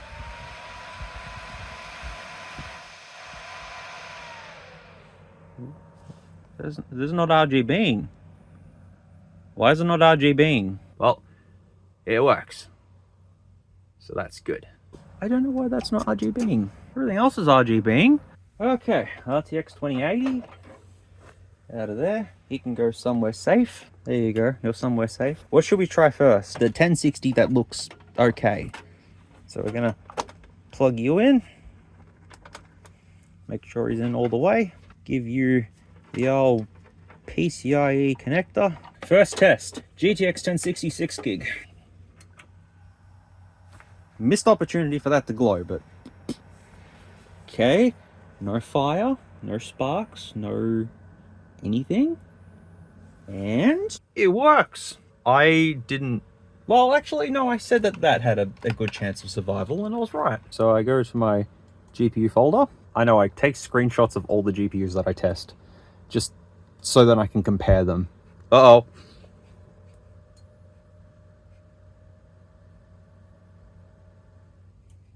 Okay, I smell burning. That's not good. That doesn't smell good. Let's see if it does anything. It's still displaying, so it's fine. But I'll open up GPU-Z straight away. And not that that's going to tell me if anything's wrong. Could be just warming up or something. Come on, system. Maybe I was just smelling things or something. I believe that's exactly the same as I've seen before. Yeah, I believe I've seen that before, but let me just check the sensors real quick. 29 degrees on the... What? I mean, it is cold, so that does make sense. So should we try Cyberpunk and test its stability and see if it goes kabloomy or if it doesn't go kabloomy? Also, I just want to say now that I've repasted my CPU, it's like 50 degrees. That's fine. Let's launch Cyberpunk and just do a stability test on it real quickly and see what we get. Kind of cautiously optimistic about everything that's going on right now. If it works and if it stays working, cool. But if it stops working, I'll immediately pull the power. Should we just put it all on low settings or should we just crank it? There we go. Crowd density, high. Everything else, yep, just leave it on high. All right, benchmark. I've got a tripod, but I should be using it as a tripod, but I'm not. I'm just, yep. Oh. Well,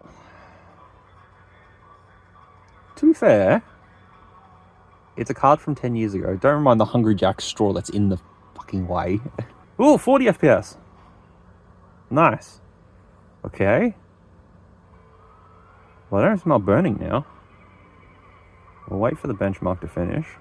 I mean, this is not really a guaranteed test to make sure that the graphics card works. We're just sort of on the assumption that it is working. I mean, there's no artifacting as of yet. And I'm using an outdated driver. All the things you shouldn't be doing. 27 FPS though. Looks nice. I mean, even on a 1066 gig, man, like, looks pretty good. So average FPS 31.42, which, you know what, is reasonable. We'll just pretend at this stage that it works. What do you folks think? I think that's okay. I probably need to do a half an hour test at least with Cyberpunk going at like absolute maximum settings to test the overall stability, but I'll do that another day. That's, at this point, it's fine. And the maximum that it got to was 62 degrees. Nice. Hotspot got to 70 degrees. And my CPU is maxing out at 76 degrees. Oh, wait, 81 degrees Celsius. Which the TCCD 0 is a little bit iffy. I know that the sensor's a little cranked in that, but the rest of the cores are within reach, especially with a shitty cooler like that on there. Well, in that case, that's one card done. Let's switch the system off and go with card number 2, and that'll be the 1660 Super. Now, why the 1660 Super? Because I have a high percentage chance that it'll work. Is the card? Yeah, the card's a little warm. We got a 1060 that potentially works. Potentially. Let's try our good friend, the Gigabyte 1660 Super Duper Edition. And we'll see how super it really is, if it works. On. Alright. No kablammies, no nothing. As of yet. Is it? And it is posted. Well, it's posted, but it's booting into Windows. Oh, yep, there we go. Are the fans working on it? Yes. It's just installing whatever driver it wants to, because, yeah, this is good news. I'm also happy with the case, but I'm not happy that the back fan is not RGBing. Why no RGB? Well, it's better than a 1060, actually. Check sensors, 26 degrees, that's good. All right. So I'll just save this to the desktop, and I'll open up the 1060 that we just had. And if we compare the two side by side, obviously the 1660 is newer on a better manufacturing process. It has the same amount of ROPs and TMUs, which I've forgotten what they are. More shaders on the 1660. Pixel fill rate is higher on the 1660. Same RAM, but GDDR6, which is good. Bandwidth is almost, I was gonna say double, but a bit more. The texture fill rate is also higher, and it supports ray tracing? No, it doesn't. Let's give it a crack then. I'll open core temp as well, and we'll try Cyberpunk again, and we'll see this time what it comes back with. I'll do this same test, all on high settings, and just see if it works. Yep, just leave it all as usual, because I've got a 1070 8 gig, and I wonder if this beats a 1070.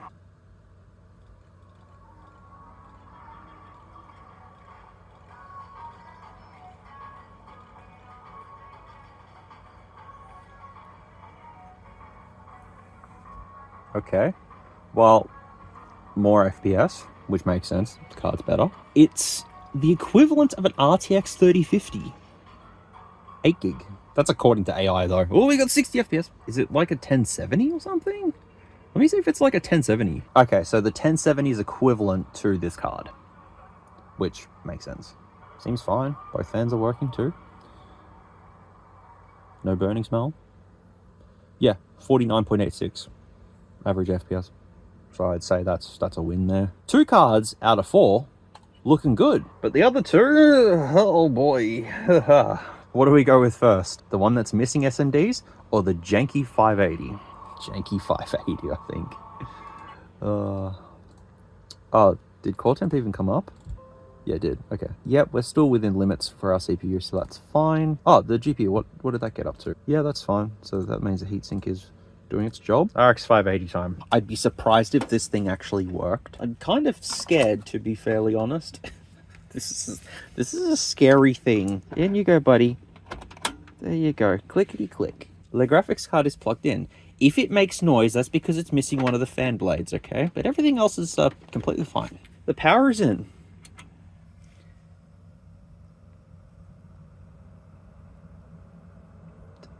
Okay. Oop. And no signal.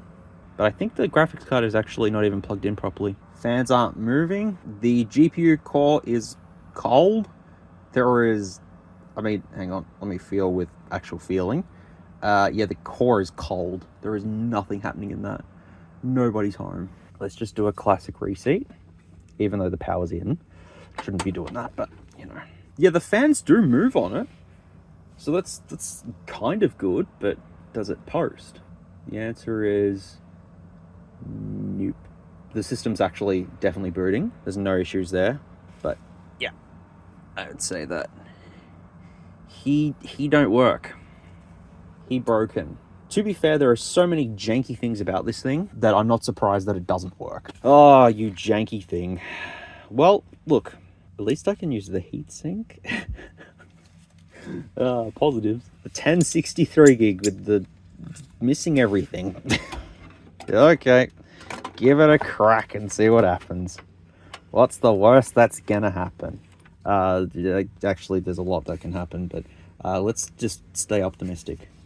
I'm not staying optimistic considering there's like 10 things missing from the board, but sure. Power at the ready. Okay. Jesus. Yep. Yep. I hope that wasn't my PC that went. Oh, yeah. Yep. Mm-hmm. Good job, me. What blew up? Oh, it was definitely the card. Well, I'm assuming that was the card. Don't do this on your own, please. Oh God. Do I risk plugging my 1060 back into it? Or should I just, yeah, let's just put one of the other cards into it first and just see if it works. Oh, that was not good. Here, watch it back in slow motion.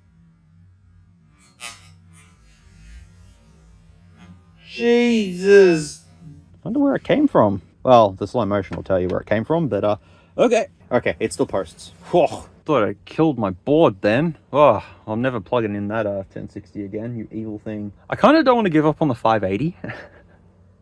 I kind of like, there's a bit of me that's like, oh, should we? 2 cards out of 4 are still a win to me. You may not think so, but I think that's a win. But I'll definitely test these further. But I would say that both of them are fine.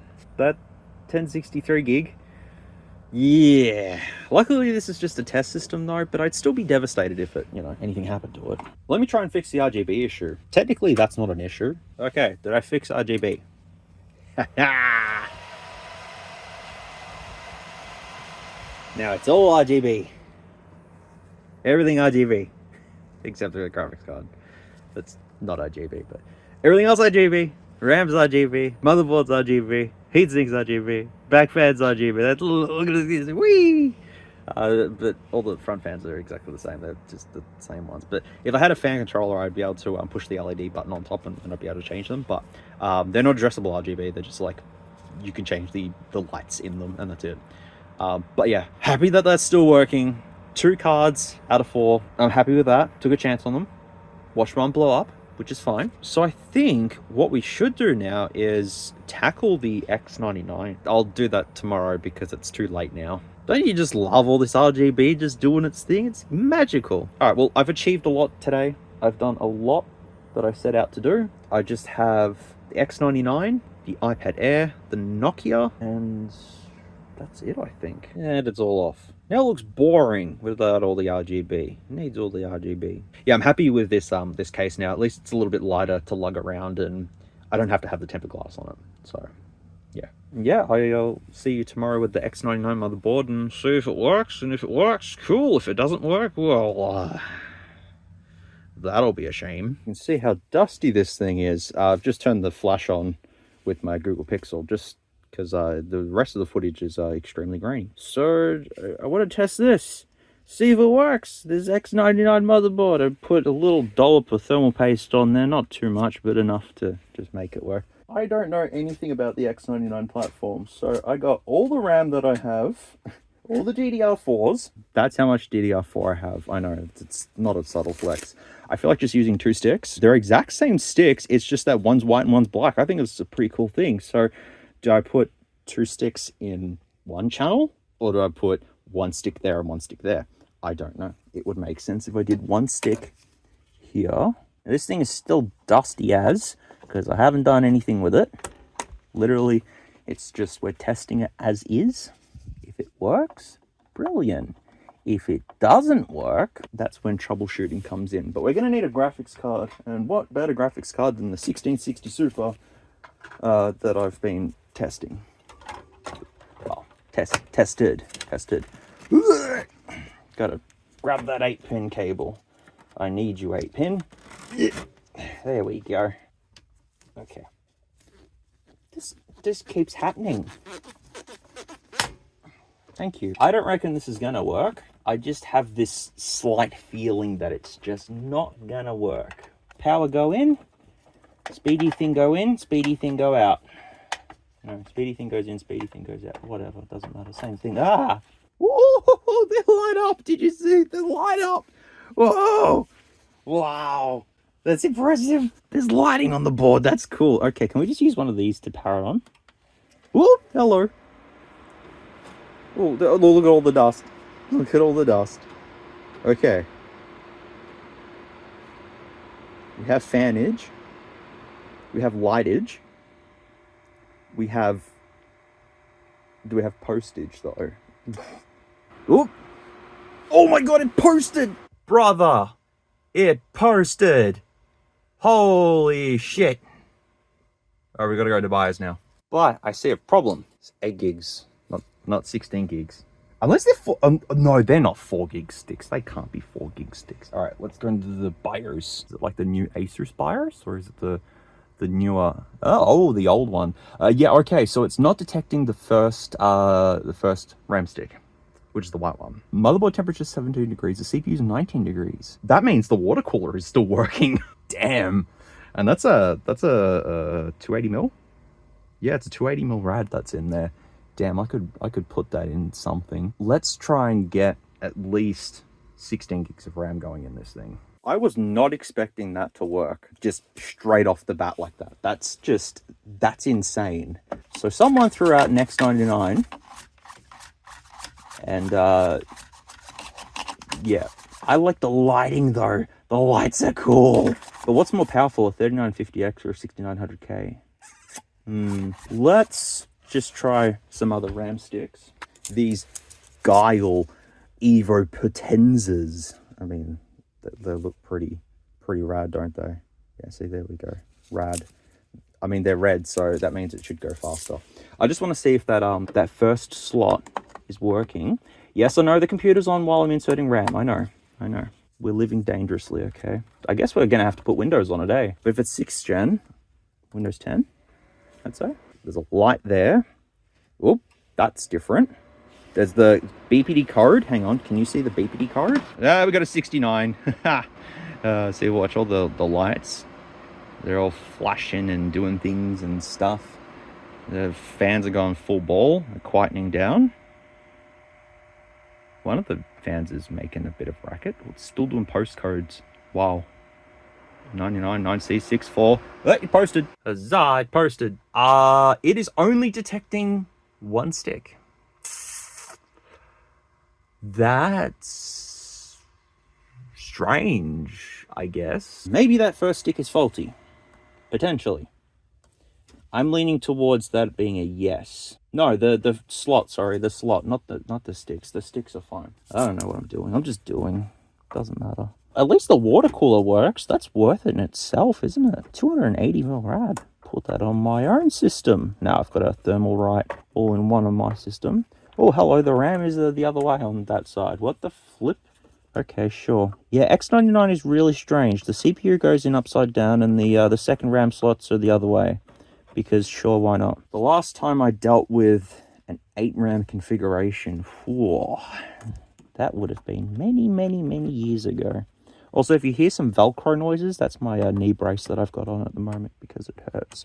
My knee does hurt. 2 sticks of RAM, on we go. Do you do anything? Or I'm going to have to look up a manual for this, aren't I? Just watch all the postcodes. Watch. 53. Oh, wait, it's not changing past 53. That's not good. Surely one stick doesn't go over there and one stick goes over there. That would not make sense. Actually, it probably would make sense. Let's just guess. Let's just keep guessing. And I'll leave that in the first slot. And this over in this slot. And we'll see if... Oh, no, the RAM goes upside down. That's right, see? I'm learning. 41, 19, 61, 60, 25, 41, 19, 61, 60, 53. That's what we landed on last time, didn't we?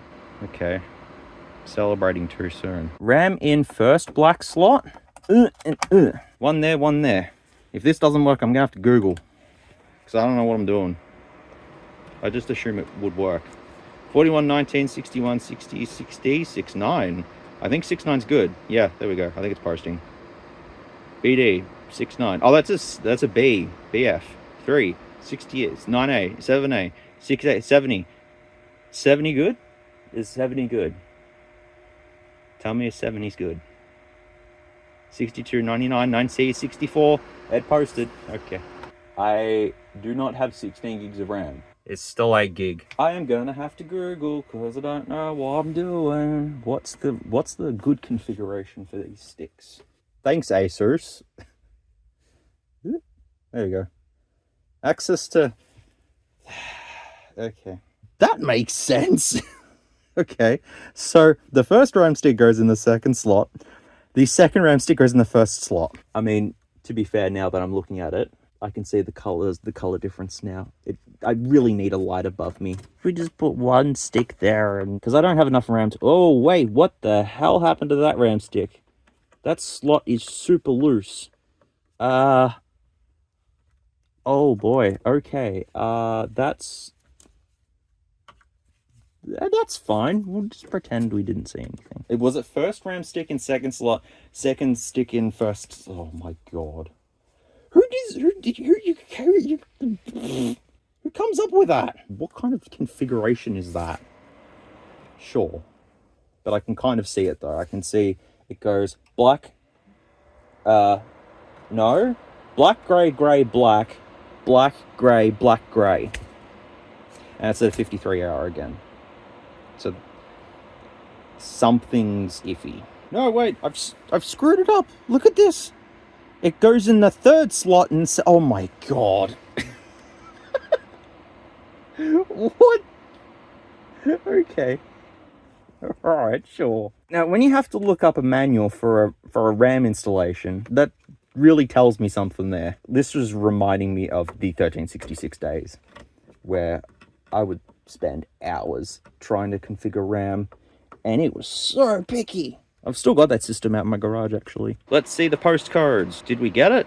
B9, 25, 41, 19, 60. What do all these mean? I'll have to look up the manual for them as well. Yeah, it posted. It's posting? Is it posting? Did it post? It posted. Do we have 16 gigabytes of RAM? We have... Yay! We got 16 gigs of RAM! At 2133. It's pretty slow. Alright, should we try and get it to 32 gigs? Let's try and get it to 32 gigs. So I'll have a look at my other sticks that I've got, or I'll just use the 2 Corsair ones. Because I've got a random 8 gig Corsair RGB stick, a random, who are you? I think you're an 8 gig stick or a 4 gig. That's an 8 gig stick, and these Kingston Furies are 8 gig sticks. Let's just put the Kingston Furies in, because I don't think I've tested these. Now to look up the manual again and see what weird configuration 4 sticks uses. Okay, so first slot on there, and then 4th slot. Okay, so 1 and 4. That makes some sense. The fans are blowing out quite a lot of air, which is good. Airflow is good, considering I've got this case laying on the ground. So I think it's gonna post. Really needs a PC speaker, so I can hear it go beep. I'll just pay attention to my monitor. But when the fans go quiet, oh wait, still posting. Oh, there we go. Let me see the 32 gigs. Come on, buddy, 32 gigs. What? Oh, 24 gigs. That means one of the slots is faulty. Balls. Well, that's not helpful at all. Well, at least I've got a configuration going on, so that's helpful. But I do know that the RAM is picky with X99. As I said, Budget Build official, I think, was playing around with an X99 board for like 3 or 4 hours just trying to get one stick working. I'll just jiggle the stick around in the slot just a little bit. I mean, the slot is a bit loose. I mean, they're all a bit sort of iffy, but, you know, just push it in a little bit, take it out, put another RAM stick in there. Let's just put the RGB one in there for the funsies of it. If this lights up, we'll see if the RAM's getting power to it. The RAM's not getting power. Never mind, the RAM's getting power. Just wait for it. It's a good, actually, RGB is a good little indicator to test if a RAM slot's faulty, because if it's getting power, that means there's something happening in the slot. You know, if a slot's completely damaged, it's not going to light up. Yeah, no. Does that make sense? It doesn't make sense. I'm just going to see if it just posts. Just look at the gorgeous RGB in the back there that you can barely see while I wait for it to post. I don't care. I'll throw mismatched RAM in here. Whatever works, man. Nope, still 24 gigs. I got an idea. So you know how I'm doing this RAM configuration? What if I did the RAM configuration mirrored? Does that make sense? If I move those two to those 2 slots and move those 2 to those 2 slots, technically, it should work. Screw what Acer says about recommended RAM configurations. We're just gonna fuck it. We'll do it live. With modern motherboards, you've got at least that option of where you can run it in that slot and that slot, or you can run it in that slot and that slot. It should just work, but try that. See if this works. Because if this works, I'll just use this configuration. Nope, we've got a 53 code. Well, I really want to run this with 32 gigs of RAM. There's no point of... Alright, I'm going to take out the guiles. Grey, black, black, grey, black, grey. So you would assume that black and black would work. Wouldn't you? Alright, I'm going to just play around with the RAM configs for a little bit. Nope, 53, straight away. Can it post with just one RAM stick in the first slot? Just to see if it's some sort of an error with the slot or if it's something else. 53 on the first slot. Maybe it needs a BIOS update. I mean, to be fair, I'm not using this for anything ridiculous. I would have loved to have had a stupid amount of RAM in this thing, just for funsies, you know.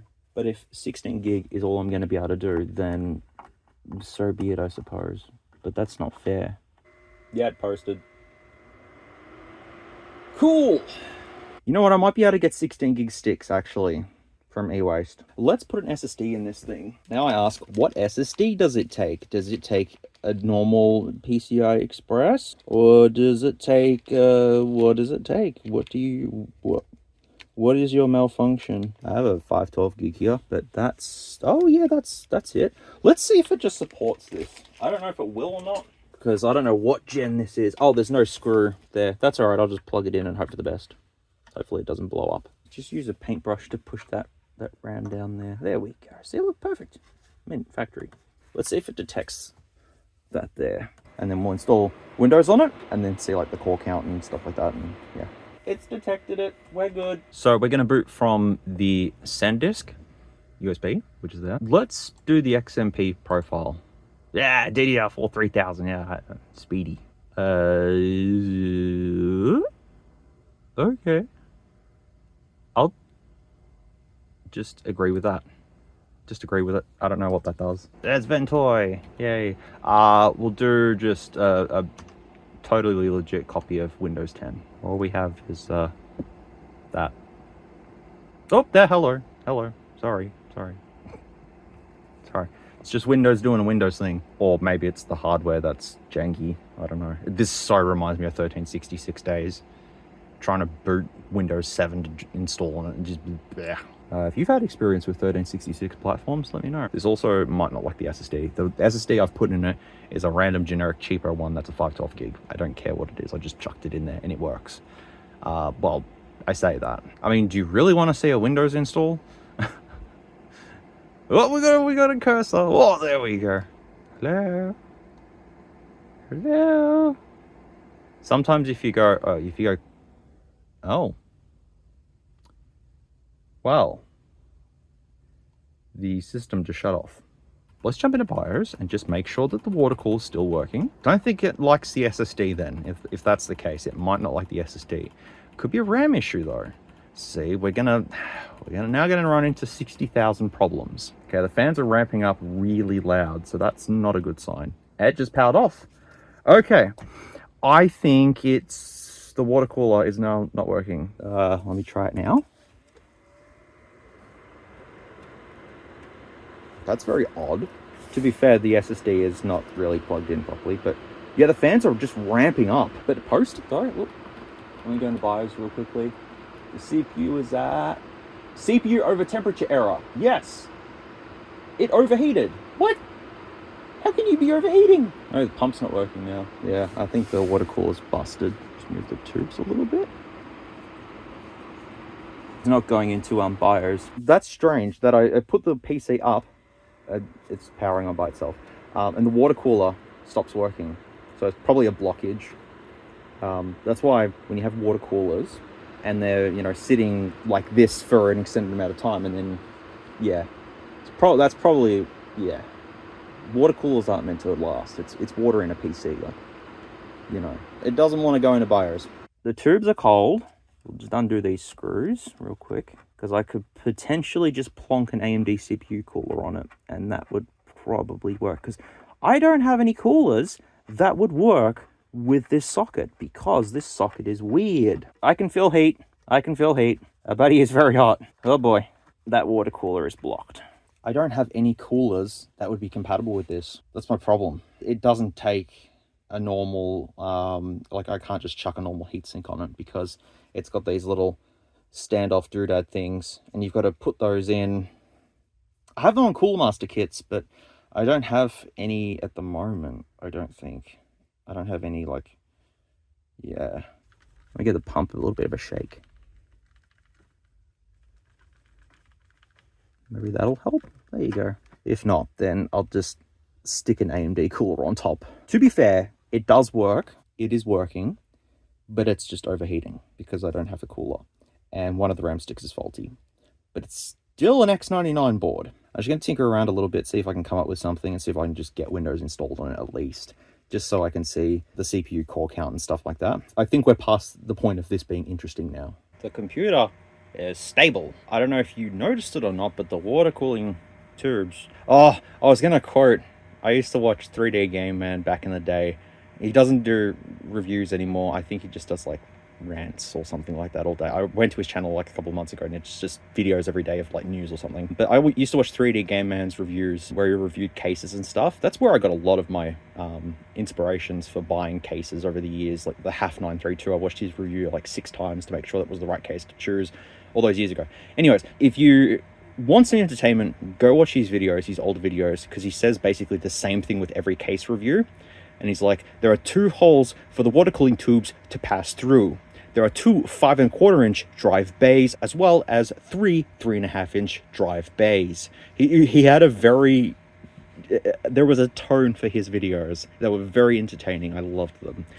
Too bad he's not doing them now, because I'd still be watching them. There are 10 5¼ drive bays. There are 12 drive bays in total. The top 3 are 5¼ drive bays. They include 2 holes for a water cooling system's tubes to pass through, 2 holes for a water cooling system's tubes to pass through, but unfortunately the motherboard tray is not removable. But unfortunately,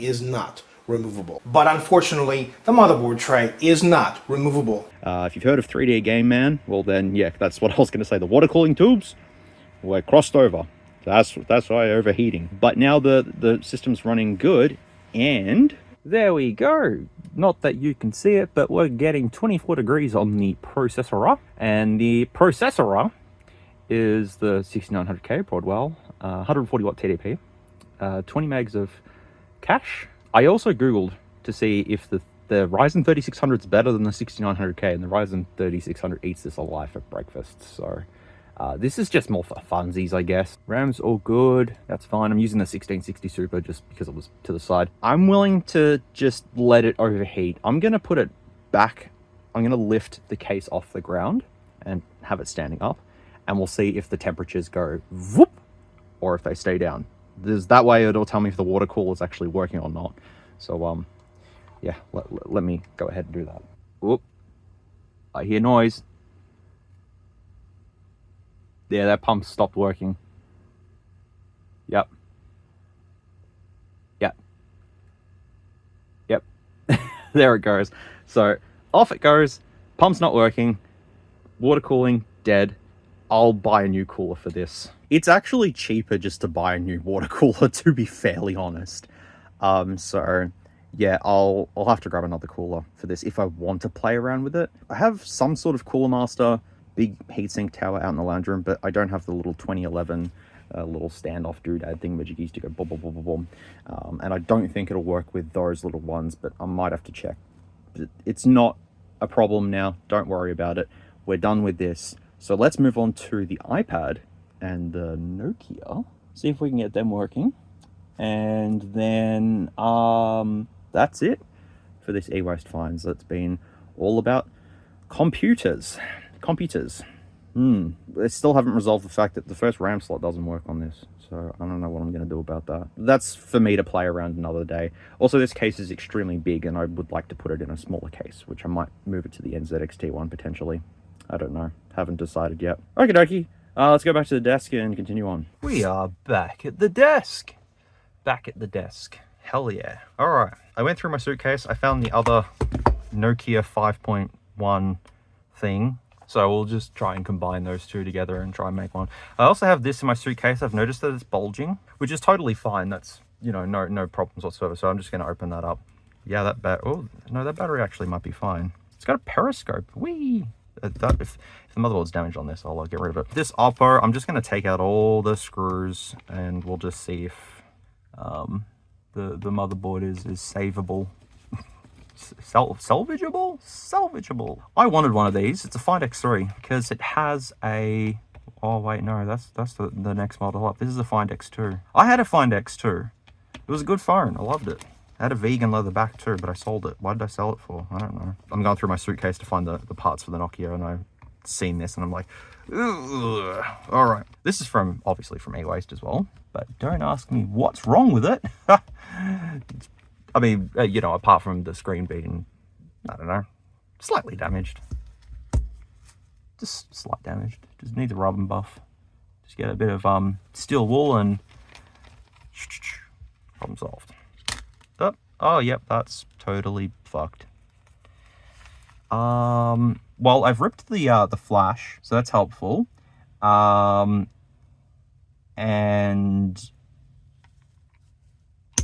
should I just write this thing off? I think it would be easier to write this thing off. You know what I'm going to do, though? I'm going to keep the cameras. Why? Because a periscope would be cool. But I think that's...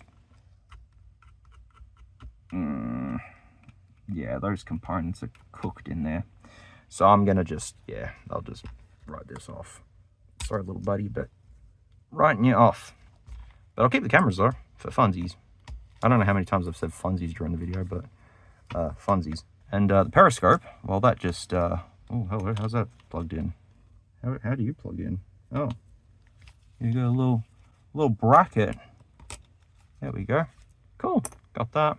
And if I was to try and repair this, I would need a new frame, new motherboard, basically, new screen. That's an OLED. Not worth it. Not worth it. Goodbye, Findex something or other. Findex 2. Well, I've said it right there. Basically, it's fucked. I don't know what to do about it. All right, goodbye. Goodbye, good friend. I mean, realistically, even if the motherboard worked, think of all of the other stuff that I'd have to buy for it. I would have had to buy a replacement flash. I would have had to buy a replacement, blah, blah, blah, blah, blah, blah, blah. Yep, it all adds up. All right, so let's take apart the Nokias, the nut, and I'm gonna just try and not use heat because I really can't be bothered. I'm gonna have to use heat for the iPads. I'm also gonna say I've had fun doing this because I've tested computer parts and all that sort of stuff. So I actually had fun doing this. I may not have been super enthusiastic for some of it, but I've definitely had fun. Oh, that fingerprint sensor is broken. Obviously, I've opened this up then, if that's the case. Oh, there's different screws in here. All right. Yeah, I swear by this toolkit that I got off AliExpress. It is so good. I used to have a dedicated Torx 5 screwdriver just to open up things that had Torx because I liked it so much. And now, what's the point of having all these screwdrivers when I can just have everything in one little thing? I mean, I had the other screwdriver for all those years, and yeah, don't worry, it's okay. Just me being stupid. Okay, so we needed Torx. Where's the Torx? Where's the Torxies? All right, it should be T5. I assume it should be T5. If not, it's T6. It's T5. So essentially, we're just gonna see if any of these parts work on that. And that's really it. There's nothing much else going on with this one. This is probably the boring part, but I want to save it.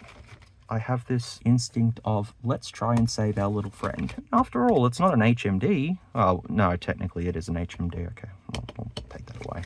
I'm hoping I can get an iPad Air working. Really hope I can, because as I said, that screen looks good, but I think the battery could be on its way out potentially. But I have a battery. I have spare iPads. We're gonna just try our bestest to get it working.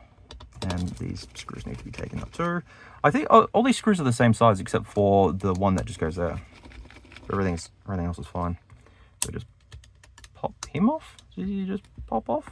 Or do I have to take the silver ones off too? Yep, the silver ones have to come off too. I filmed over like 4.5 hours of footage so far, but it doesn't matter. If I upload it, then it will matter. But I don't know, I haven't got that far yet. I've only put the project into Vegas and I've already went, oh boy.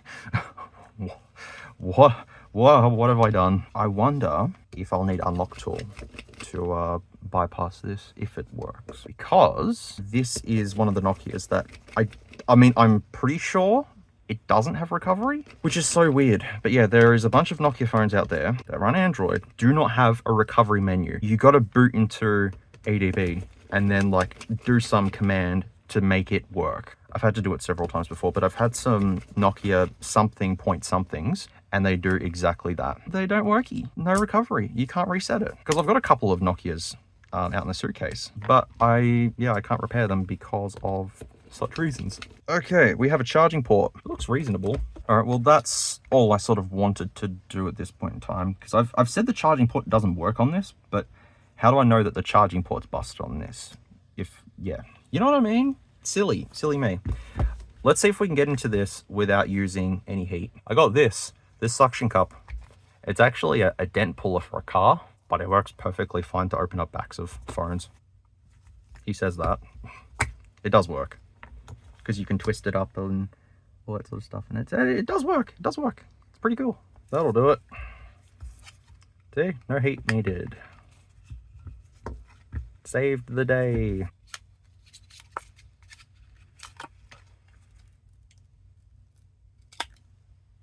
Got it. Wait, is this a different motherboard? No, it's the same. Now I'll keep that back glass panel because that's mint condition.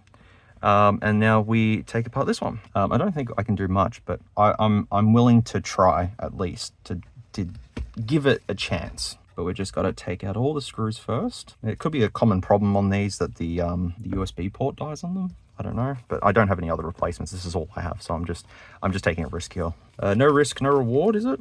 Yeah, something like that. First things I actually want to do is test the batteries. Let's see if any of the batteries have any juice in them. If they don't have any juice in them, then we can deduct the batteries are dead. Thus, phones won't work. But that's troubleshooting, okay? It's just the adhesive. Okay. Groovy. That's out.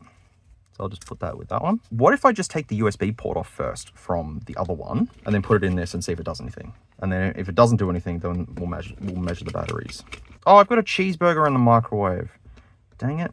Chef Mike's holding him hostage at the moment. Oh, is it a different color? Ooh. Is it the same battery? It's the same board, isn't it? Yeah, it's the same. It's exactly the same. It's all right. Just thinking out loud. So I'll take this off. Oh, the whole thing just lifts out. I'll take that. Yep. Take this off. Because it could be water damage. I mean, I doubt it, actually. Got it. They had lightly adhered it. Oh, yeah, that USB port is not going to work at all. Yeah, no. I mean, it might. That's from that one. So we'll take this one out of this one and see if that works. Now, these charging ports are flimsy as. That charging port looks better, so I'll just spray a bit of alcohol on it, because if this works, I'll be happy. But I've said that the charging port doesn't work on this for some reason, but... All right, we'll just use this one from the other one, just in case the subflex is damaged or something. Okay. Boom. Oh!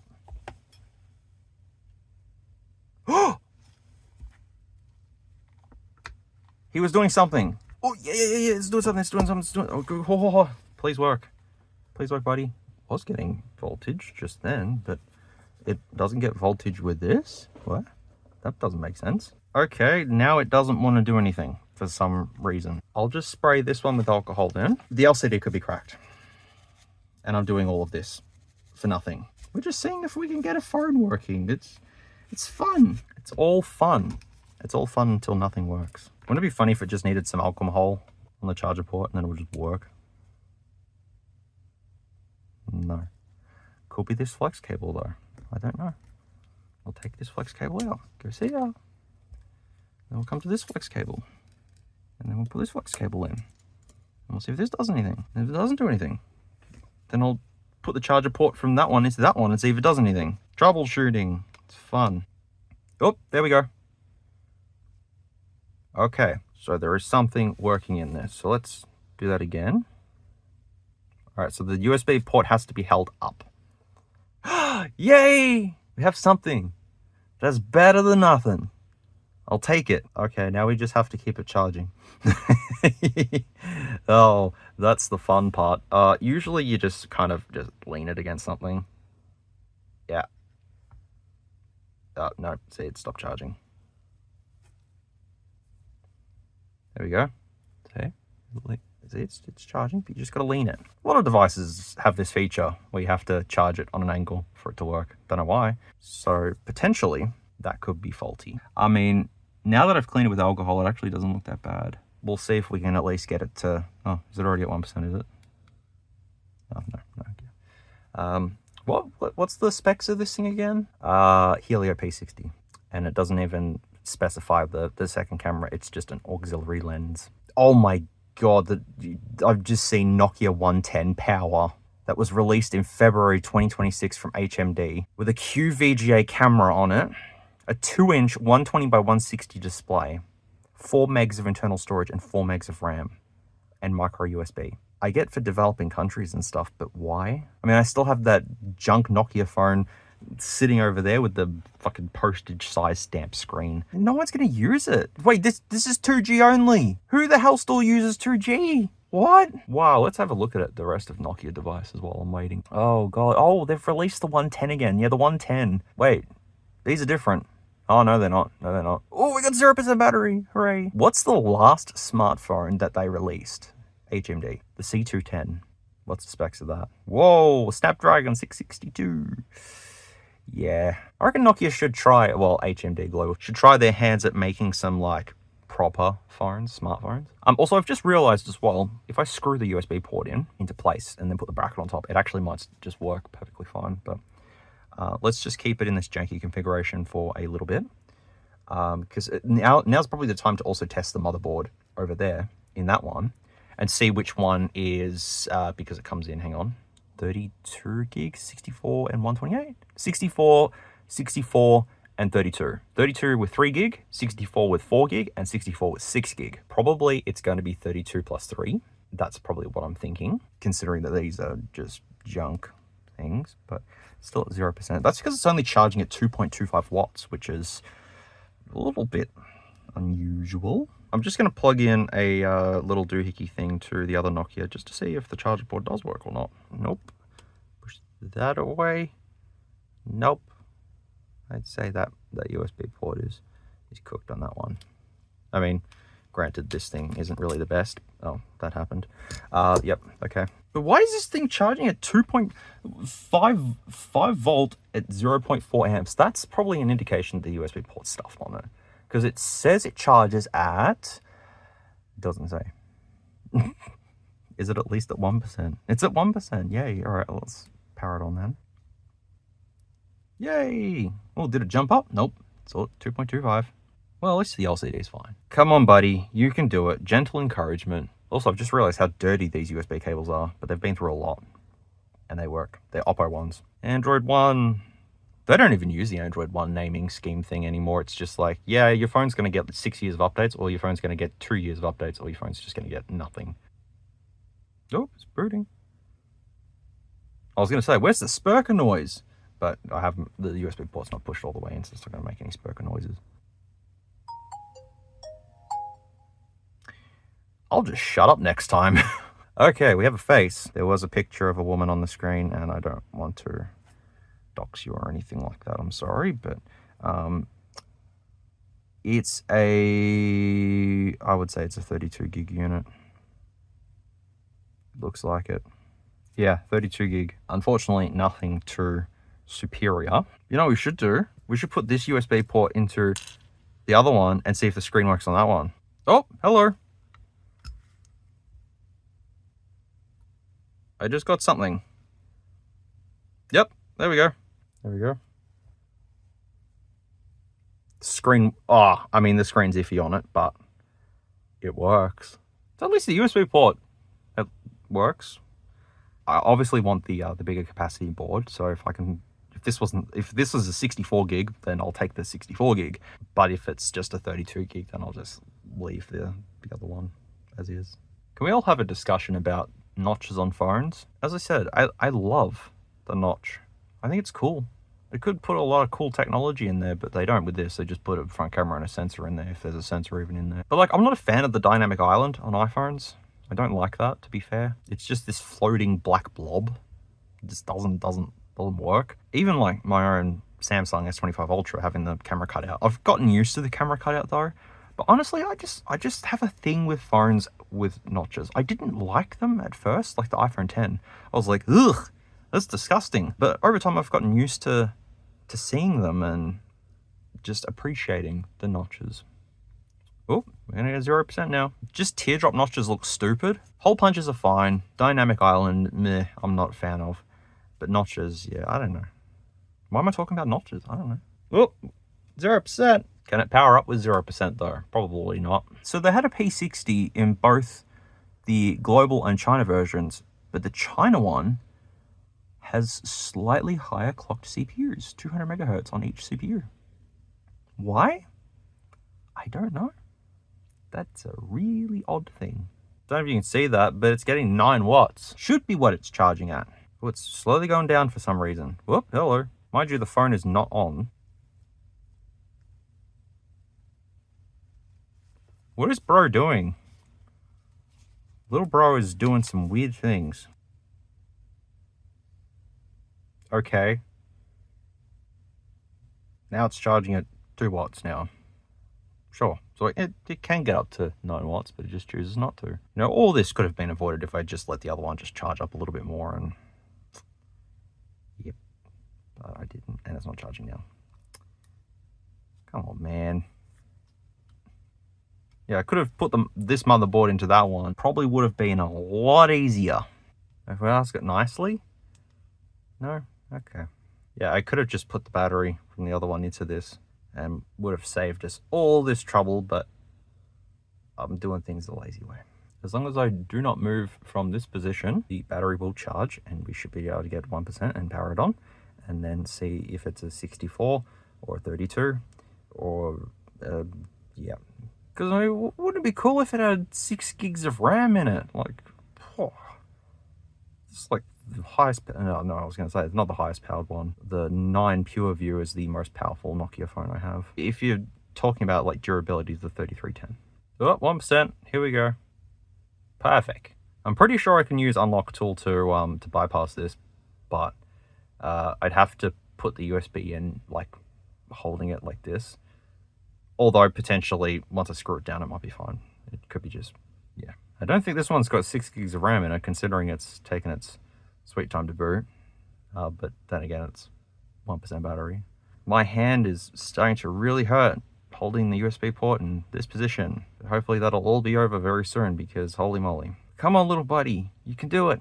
I think it honestly might be easier to just put this USB port back into the other one and just take the motherboard out.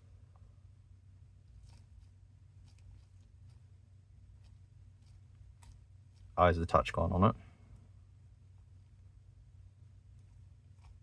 Oh, it just froze. Oh, hello. Is it pattern lock? Does it even? Can we even? I don't think we can even. Nope. Well, the LCD is now just... Yes. I think it'd be easier to just take the motherboards out then, if that's the case. Okay, let's just do that. We'll just grab you. And we'll just grab this out of there, that out of there. Like when I say these charging ports are really, really, really flimsy. Like look at this. It's very flimsy. But it works. Well, I use work very loosely. Now that that's back down to place, that should help it. Hopefully. We'll test that theory in a second. I've had this problem on Samsung A9 tablets. You've got to put all the screws back in for it to start charging. Like if you have the charging port just dangling there, it just barely works half the time. So you got to screw it all down and then it starts working. Now let's see, with all the screws in there, if it just charges normally now. It does not. So I just put the original charging port from the blue one into the black one just to see if it does anything. And I think the answer to that is nope. Like I'm literally having to push right onto there to get it to charge. That's how much I have to, yeah.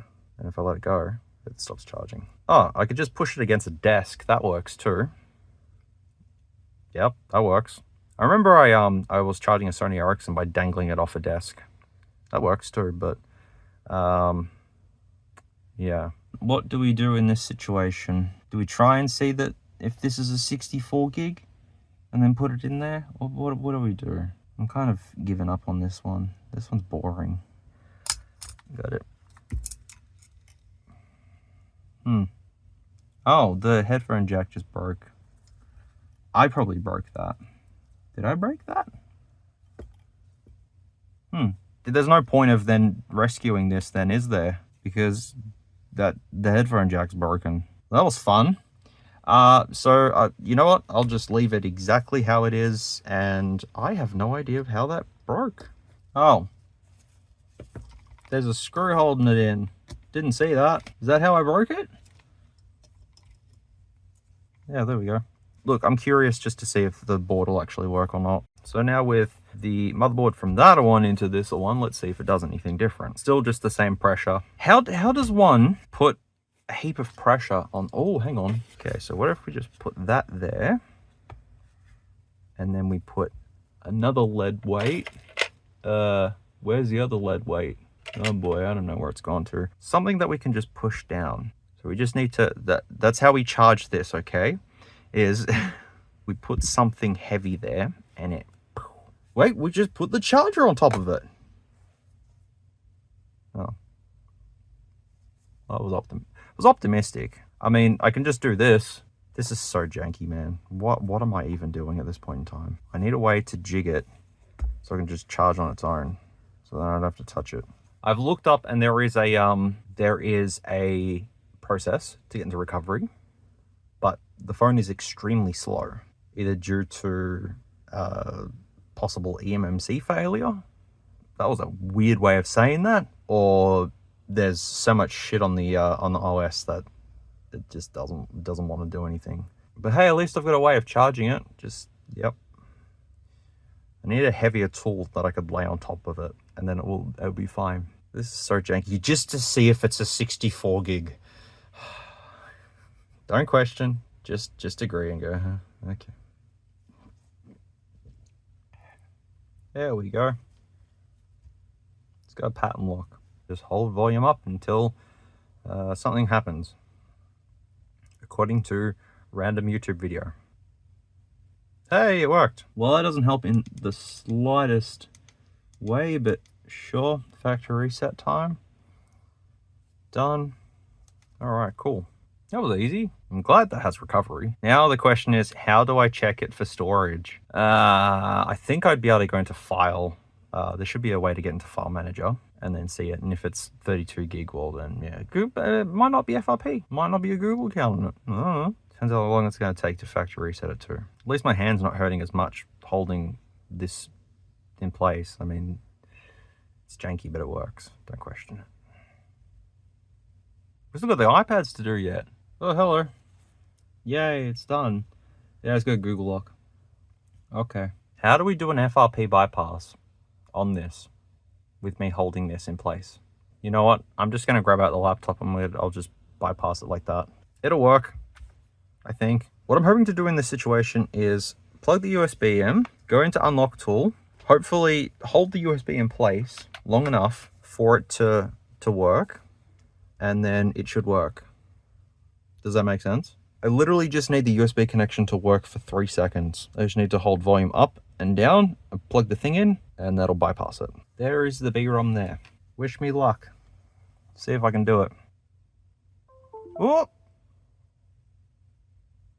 Done it! Ha! Nice. That was easy. That's why I love Unlock Tool. I don't know what I'd do without it. Some mad hacks stuff, how that works. I'll just power it on. Oh, it's still in B-ROM mode. Come on, be a 64 gig, please. I beg you. Beg of you. At this point, sick of the thing. I want to just get onto the iPad and we're done. All of that trouble was worth it. I don't think it would be. It's going to be a 32 gig. But if it isn't though, oh. Then what am I going to do with the thing? Well, what am I going to do with it? I can't sell it because I have to get a replacement screen. I have to get a replacement charging port. It's not worth it. I don't know. Come on, charge please. It just died, didn't it? Yeah. Fuck's sakes. Okay, back to holding it on the phone for a while. I'm just looking up the iPad Air 3 teardown, and it's actually the exact same way as the iPad Pro. Because, oh yeah, okay. A handful of features from 2017 10.5 Pro. Yeah. It's currently May 20th.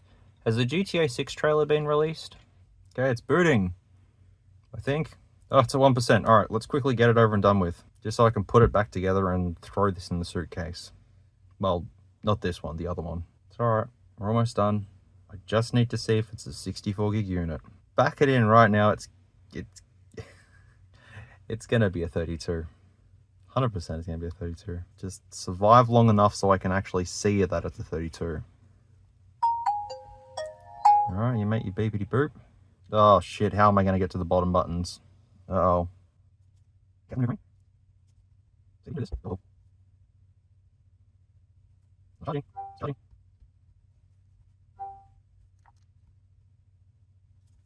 Oh, now, come on, stop asking me questions, Nokia. Jesus.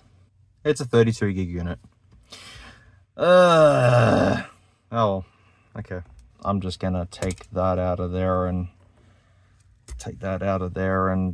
yeah, I'm just gonna put that board back in there and put this board back in there, and then we'll do iPad. God, what a stupid idea that was. Whose idea was that? Curse whoever threw this thing out at e-waste. It's me to come along and go, oh, phone, I take. A simple little job of just trying to see if it works is now turned into this mayhem. Is that back on? Good, grand, wonderful. Okay. Wow, what a crazy repair that was. What a waste of time. Well, at least I know it's a 32 gig unit in my suitcase. Yay. Not worth it. Especially that the charging port is, yep, okay. Well, I'll put this one back together. I'm going insane doing this repair. It's 10 o'clock at night. How the hell is this Nokia taking me, I'm sorry, almost 2 hours to complete? Holy moly. You can go back in there. You can go back on there, like that. See, easy, done. All right, cool. What a trip. That was not a trip. That was a big waste of time. Anyways, it's now time to open up some iPads, and we're gonna see if the iPad is damaged or if something or other is something or other. We'll work that out when we get to that stage, but we're just gonna clean up a little bit. We're gonna need a heat gun, and we're gonna need a bit of cardboard. I have another iPad that does work. It's this one here. It is in terrible condition. Yes, that it is. It's in really bad condition. But the battery is working on it. I think it's 256 as well. Unlocked 4G as well. But we'll see. We'll see. Because obviously I'll probably put the screen onto this one if that's not working. Because yeah, this is displaying something. So we'll just leave that to the side. And we'll get our trusty heat gun from Bunnings. You can get yours today for $39.99. It was the cheapest one they had. It works. The idea with getting the screen off this is we heat up the perimeter of there, heat up that a little bit, and then we put our power tool into there, carbon fiber, and we get it underneath the LCD, and then we swoop, and then swoop, and then swoop, and then pop, and it's off. That's it. It's easy. All right, well, cure me burning this thing for the next like 45 seconds.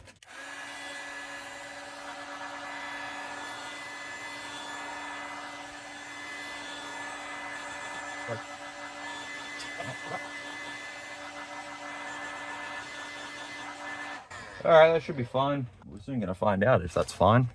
So now using my suction tool thing, this thing, and just lift up on the display and yep, we got an opening. Yay! So we get underneath the display, go all the way along, and there's a couple of the front sensors that I'll probably have to replace.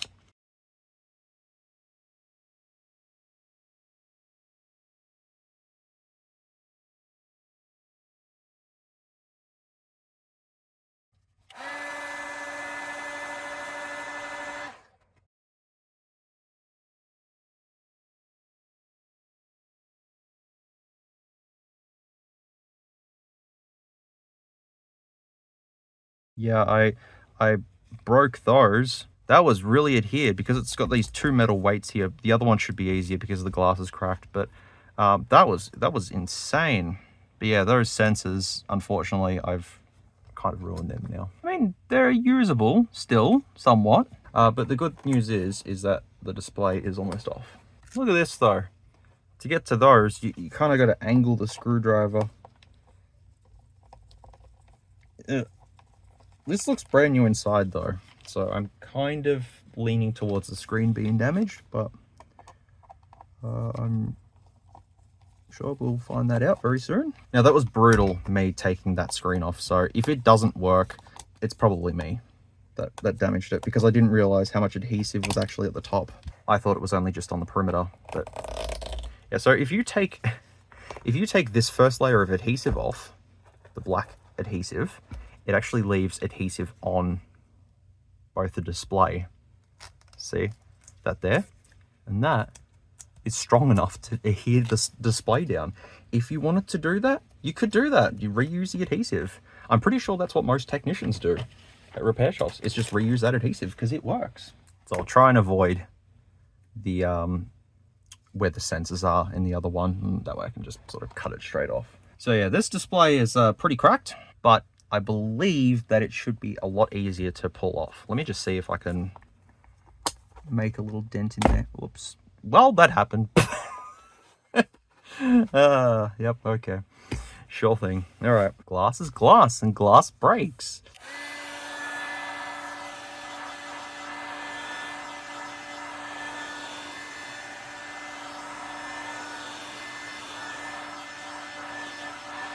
This time I'm not going to use carbon fiber. I'll just use a plastic plain. Nope, that's not going to get me in there, is it? Oh. Very close. We're in. We're in. We're in. Avoid the sensors at all costs. We want to keep those bastards intact. But, I mean, this LCD I don't care too much for, because obviously it's damaged. And, well, it's not coming back from its lovely glass shattering. So this one was easy peasy, because I learnt the error of my ways the first time. So yeah, there we go. Oh, the battery's a bit puffy. Is that normal?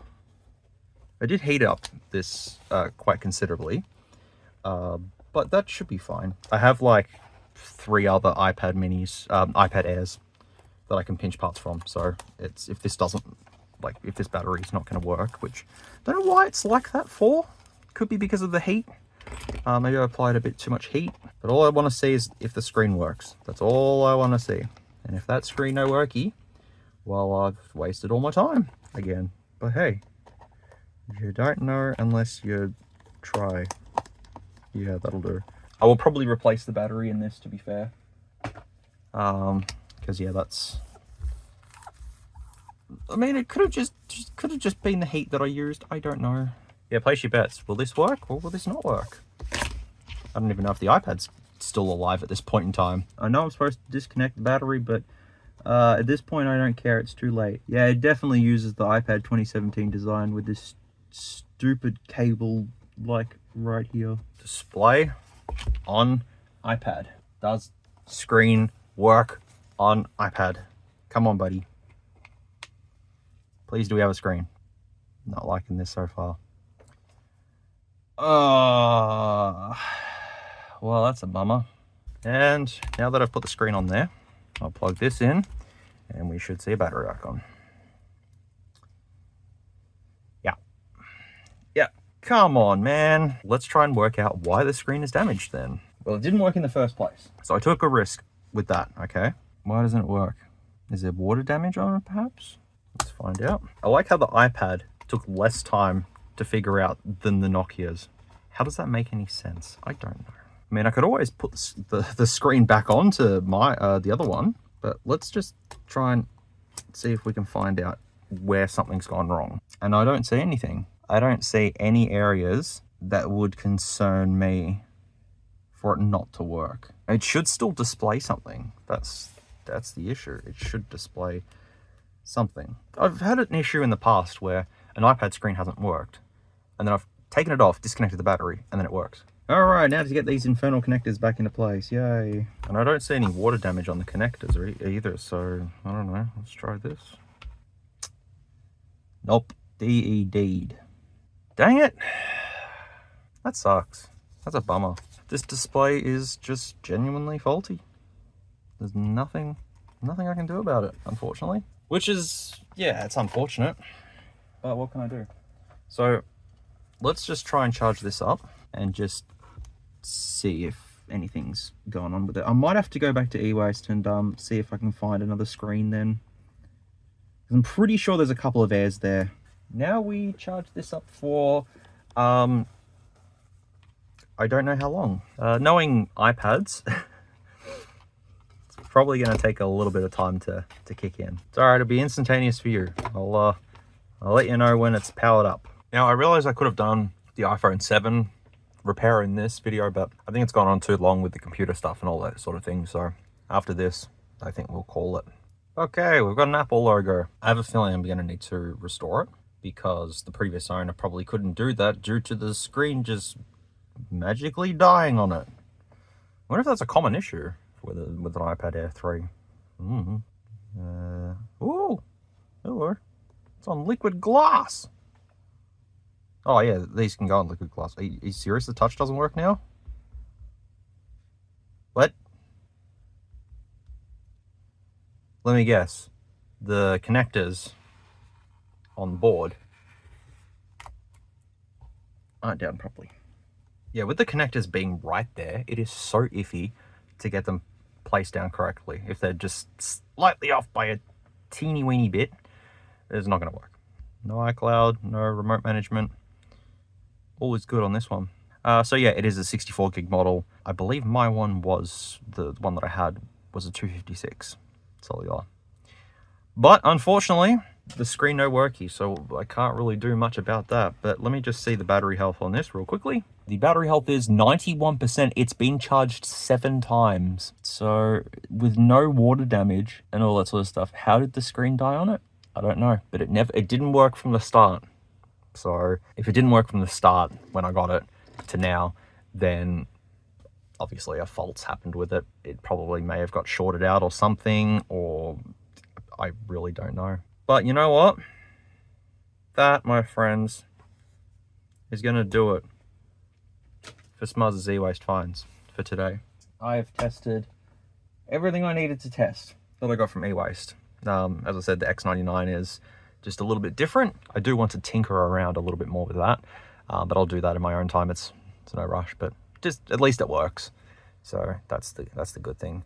At least it works. But yeah, look, at the end of the day, was it a really good E-Waste haul? I mean, look, I'll still be able to make profit off the stuff I got. 2 of the GPUs didn't work.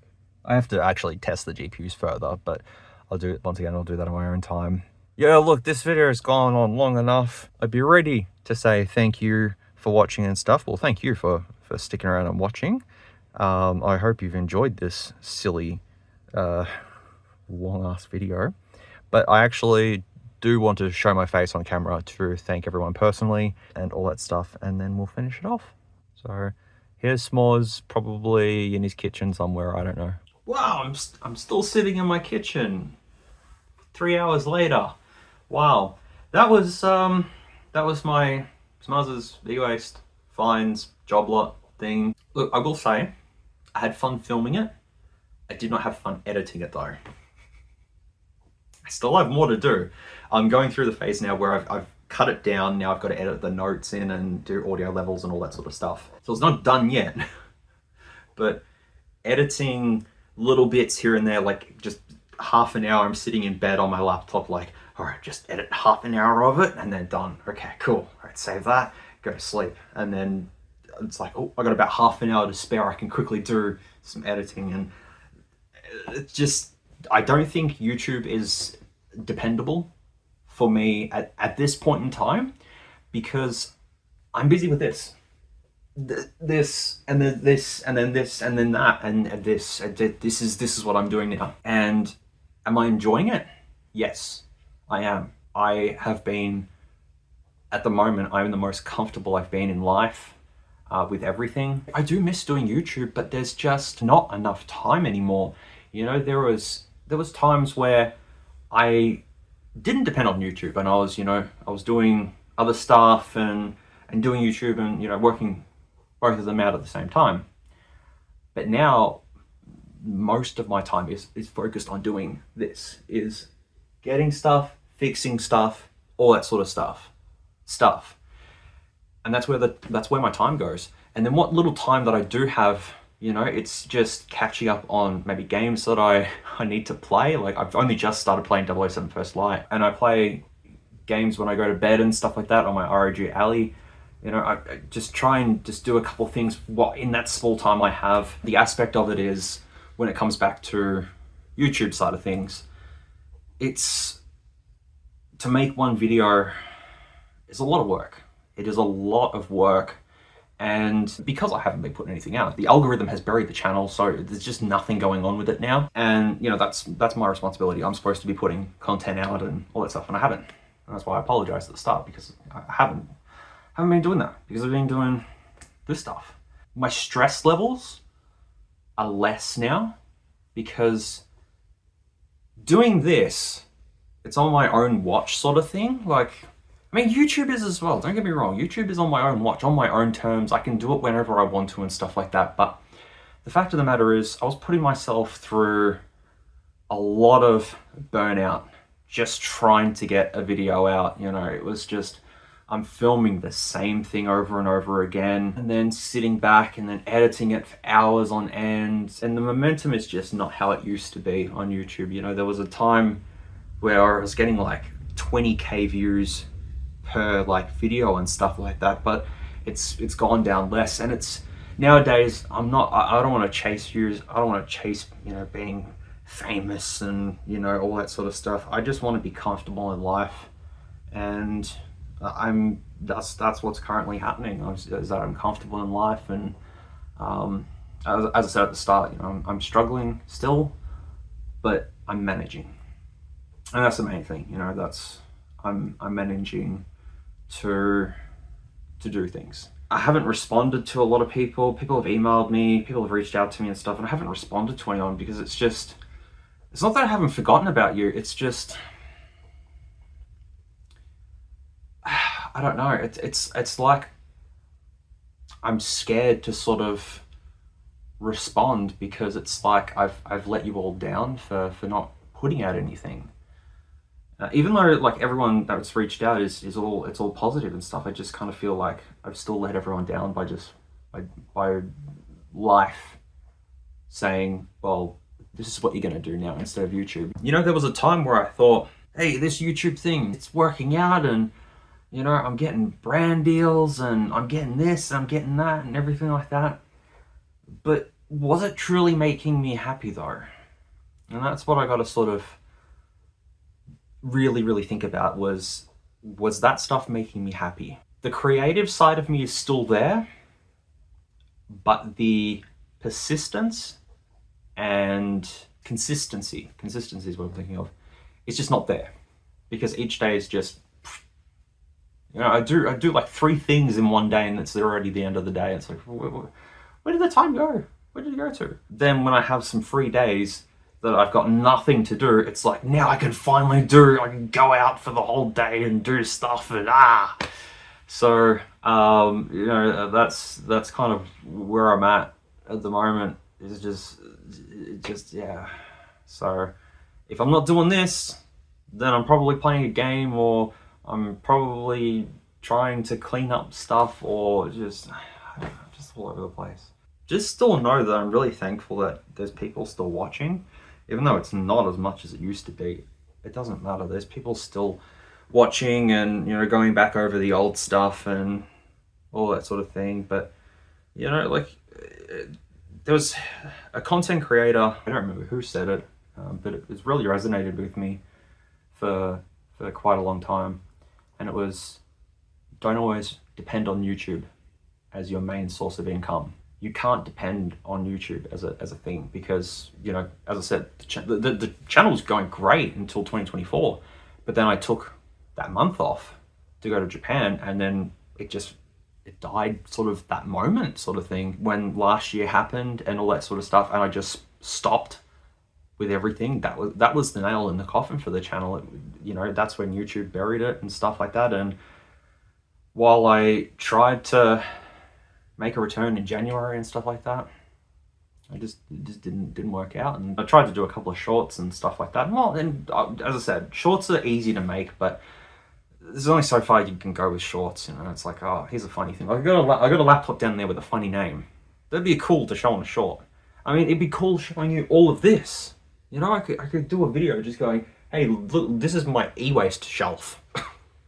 You know, that would be fun, but it's a matter of getting myself to that point of, hey, let's make a video. Like the video that you just watched was, well, I've got a couple of things to test. I don't mind just having the camera above me and then just having the camera on the tripod and moving it around, and you know, that was easy. But with no plans or whatever, it was okay. But planning a review and all that sort of stuff, I just don't know if I can do it. I still have so much stuff that I want to show you all. But getting the time to do it now is just, it's getting increasingly difficult to do that. To just find the time to get around to it. And I know I'm a rambling, incoherent mess right now, which is understandable because I haven't written anything down. Because if I write something down, then that means I'm thinking about it.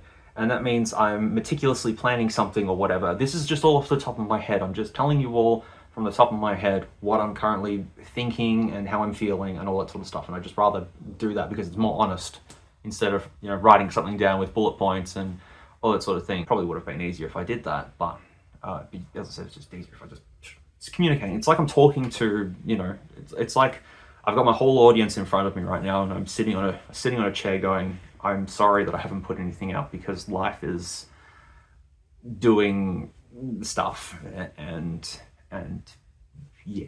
I guess the question is, will I ever return to doing YouTube full time? But that's probably not going to be the case. If I was to really think about, you know, coming back, it would probably be 1 or 2 videos a month, maybe. Because as I said, that is what's taken over my life now, is doing this. I'm just grateful to be in a position right now to be able to be doing this, because I don't know where I'd be if I was just solely depending on sort of YouTube to carry me along. It's just, it's not dependable. You know, if you ever run a YouTube channel or something like that, you get that point where you're just like, I can live off YouTube now and that's it. But YouTube is so unpredictable that just 1 second, you know, one little moment could change everything, and that's it. You can't depend on it anymore. And yeah, I can no longer depend on it. The space that I was in has grown so much since I was, you know, active on the platform. You know, there's just so many other channels that have popped up and have, you know, absorbed the energy and the effort and the persistence, all that sort of stuff that I was doing. They've taken that and they're doing it their own way now. So my little space that I had, it's still there, but it's other content creators are carrying on with doing that, and I don't have a problem with that, because, you know, if I can't make it, then someone else has got to do it. And yeah, that's just sort of where I'm at currently. Is just, yeah, there's been times where I've wanted to catch up with everyone and do a live stream and stuff like that. You know, I plan to do one this weekend. This weekend, actually, I have had time because I just haven't really been feeling the best. But I'm okay though. I'm okay. It's just can't be fucked.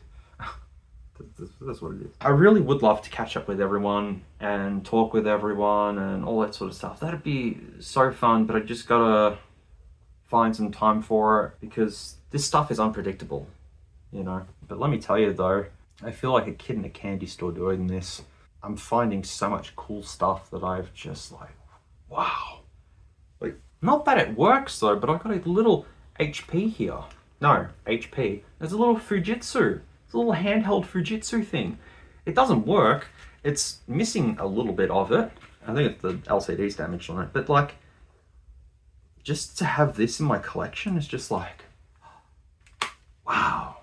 And I don't know. They're the things in life that are making me, you know, happy now. Finding something like that, it's just like, oh, it's cool. I don't know what to do in this situation. I'm really stuck, because there's a part of me that does want to return and do a bit more to try and, you know, to try and give back to you all that have supported the channel and, you know, that are still waiting for me. You know, I do want to give back to you. I mean, I hope this video is something, but I'm just so preoccupied and getting into an OCD mindset when I'm doing this. It's like, all right, I've got 10 things to do and I'm going to do them all today. Not stretch it out over a couple of days, all in one day. And then I'm going to do more stuff the next day.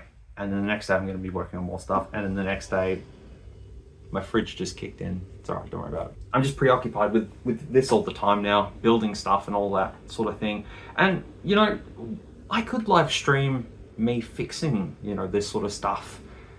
But when I live stream for like 10 hours, and then it kills me the next day because I'm sleeping basically the whole day. And then, you know, that's gonna throw me way out of whack. I've got a schedule, I've got a regime where I'm waking up, you know, each morning at the same time each morning, which is good. I'm trying to go to bed at the same time each night. The long and easy way to put it all is just, I am doing okay in life. I'm comfortable in life. While I am struggling with things in life, I am managing in life. I'm trying to do as much as I can, you know, while I'm feeling the way I am. And if I can't do something, I'm not going to put myself in doing it. And that's kind of what YouTube is at the moment, is I don't want to put myself back into it because I know that it's going to cause me so much more stress, worrying about what if people don't like this video, what if I've stuffed up, what if, you know, I can't get something out this week or something like that. I don't want to let a lot of people down, and by not creating anything is letting people down. And that's the thing is that I keep looking at. That's why it's like I don't want to even open my comment section to see anything because I'm scared that I've you know, that I've angered people and let people down by not saying or doing anything, when all it takes is a couple of seconds to just write up a community post saying, hey, I'm still here. You know, I just got to be more, I got to work on my timing and stuff like that, and not overwork myself, because I am currently overworking myself by doing this. This stuff behind me is hectic, absolutely hectic, but I'm doing it, and I'm managing. There might be a time where I might be able to do a video a month or something like that, but that's 12 videos a year. I was doing 4 a month, maybe more. I think what I was trying to get at was, that's the stress I don't miss, is trying to get something out in time and, you know, just worrying about all the factors of a video and all that sort of thing. Not having that stress is really, really, really good, because YouTube can be stressful. It can be, and it is. And if you're on YouTube and you're not stressing, then something's wrong, because there's always stress, and, you know, moments that you've got to sort of step back and think and go, oh shit, do I do this? Do I do that? What am I going to do this week? How am I going to make this? What plans have I got? Blah, blah, blah, blah. Just all of that culminates. And is this making any sense whatsoever? It's probably not making any sense. So I'm sorry for rambling for hours. I mean, I could ramble for hours. They're just trying to get some sort of a point across of how and why things are going the way they are. But yeah, just know that I still appreciate everyone for being here, but I'm very sorry for letting people down by not creating anything. And, you know, what stuff I have created is just shorts, which is just hold camera for a minute and then publish. But, you know, if that's something that'll maybe get me back into the swing of things, I don't know. But when I've got that stuff to do, YouTube's the last thing on my mind in my mindset of what I want to do. It's just get this stuff, you know, tinker around, fix it, all that sort of stuff, and not this and then what's the plans for this week's video. Because yeah, my to-do list on my phone with all the stuff that I've wanted to do is just it's a stack of stuff. Can you believe it's going to be 2 years in October that I was in Japan in 2024? 2 years. What? And all those phones that I got from Japan, I didn't even show. I promised a review of the Bermuda phone, the little Rakuten phones. I haven't even touched them for fucking ages, dude. Like, oh man, yeah. Honestly, I'd be lost if I wasn't doing this, because this stuff's the thing keeping me together, keeping me occupied, keeping my mind busy, and not having to think about, you know, all of the negatives and all that sort of stuff. I just, when I've got, you know, a bulk lot of stuff to go through and test and work and clean and all that sort of stuff, my head's in another space. It's in let's go, let's do it mode, overdrive mode, and just get it done, finish it, all that sort of stuff. And yeah, I definitely can say that I'm overworking myself doing this, but at least I'm not sitting in front of a computer screen for 12 hours a day, possibly more, editing a video and all that sort of stuff. And yeah, that stuff is just, I don't miss it, because editing sucks.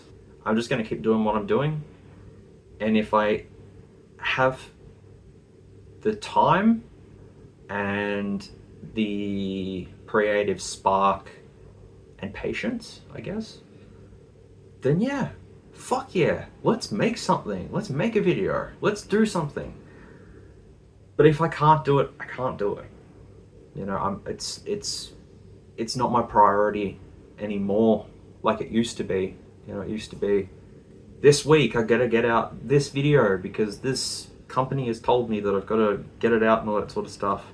And I'd rather just be like, wake up, work on whatever here, and then when I'm done, I'm done.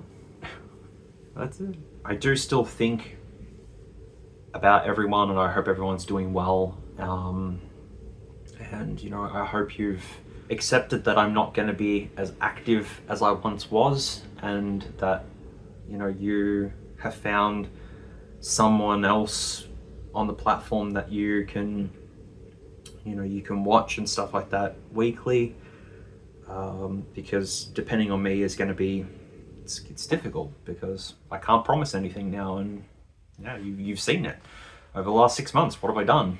Nothing, except for some shorts and some old videos that have been stored on my hard drive for a couple of years. Look, I just want to express my gratitude and just appreciate the people who have still stuck by the channel, even though there's just nothing going on. You know, it still means a lot. And as I said, I'd love to do a live stream to just catch up with everyone and talk to you all and say, hey, you know, I'm still here, and let's have some fun, let's have a good laugh and look at some stupid things and all that. And I mean, you know, I'll try and get to that point. That's what I'm gonna try. I've waffled on so long about everything. As I said, I'm just trying to just talk to you right now like I'm talking to someone in front of me, like I'm just telling you how I'm feeling and you know, my honest thoughts and opinions about everything. I think I should probably just leave it here, because I've waffled on for so long that I have no idea what I've talked about. Just know that you, the viewer, thank you. The supporter, thank you. Still being here with me. You know, that means the world. But content creation is just one of the last things on my radar at the moment. And I'm so much more comfortable doing what's behind me than sitting in front of a screen for 12 hours a day and editing, and that's why I've edited this video in small little bursts, because number one, I don't have the time, and number two, I don't want to go back to that burned out stage of just, oh, here we go again, 12 hours of editing. Just know that I appreciate everyone for still being here, And, you know, I would really love to catch up with everyone soon and see how you all are, and, you know, how life is treating you, and I hope life is treating you good. You know, everyone deserves something good in life, and you get knocked down and pick yourself up and keep going, and that's what I've had to do. I've had to really say I can't give up. I gotta keep going as best as I can. I hope you did enjoy watching the video. It's at least something new that I've done. I made that Ryzen video a couple of months ago, didn't I? You know, that was something at least, but yeah, we just gotta work on some time and stuff and things. And thank you so much for watching. I really appreciate it. If you had to use timestamps, that's completely fine. Not that the timestamps are going to be any helpful, but they're there. If you wanted to skip, jump to wherever, it's cool. But once again, thank you to everyone for just being here, and I hope we can do something again one day and catch up and all that sort of fun stuff. But yeah, feel free to leave a comment down below. I'll try and read everyone's comments, and yeah, just please don't be mad at me for not uploading and going silent and stuff. Yeah. Thank you for being here as always. Please take care, stay safe, be good people, and I will see you next time with something. Don't know what it's gonna be though, but maybe a live stream. Let's just let me aim for a live stream and talk to everyone and have a fun time, and then if I get some time, maybe I'll crack something out on the YouTube videos and stuff. But no promises though. Just know that, just no promises, no promises. I can't keep promises because I let everyone down. I don't want to let everyone down. I know I've already let you down, but anyways, yeah. All right, be good people. Keep being awesome. Take care of one another. I hope you out there is doing okay in life, and yeah, I will speak to you all very soon. I hope. All right. No, I'll catch up with you all soon.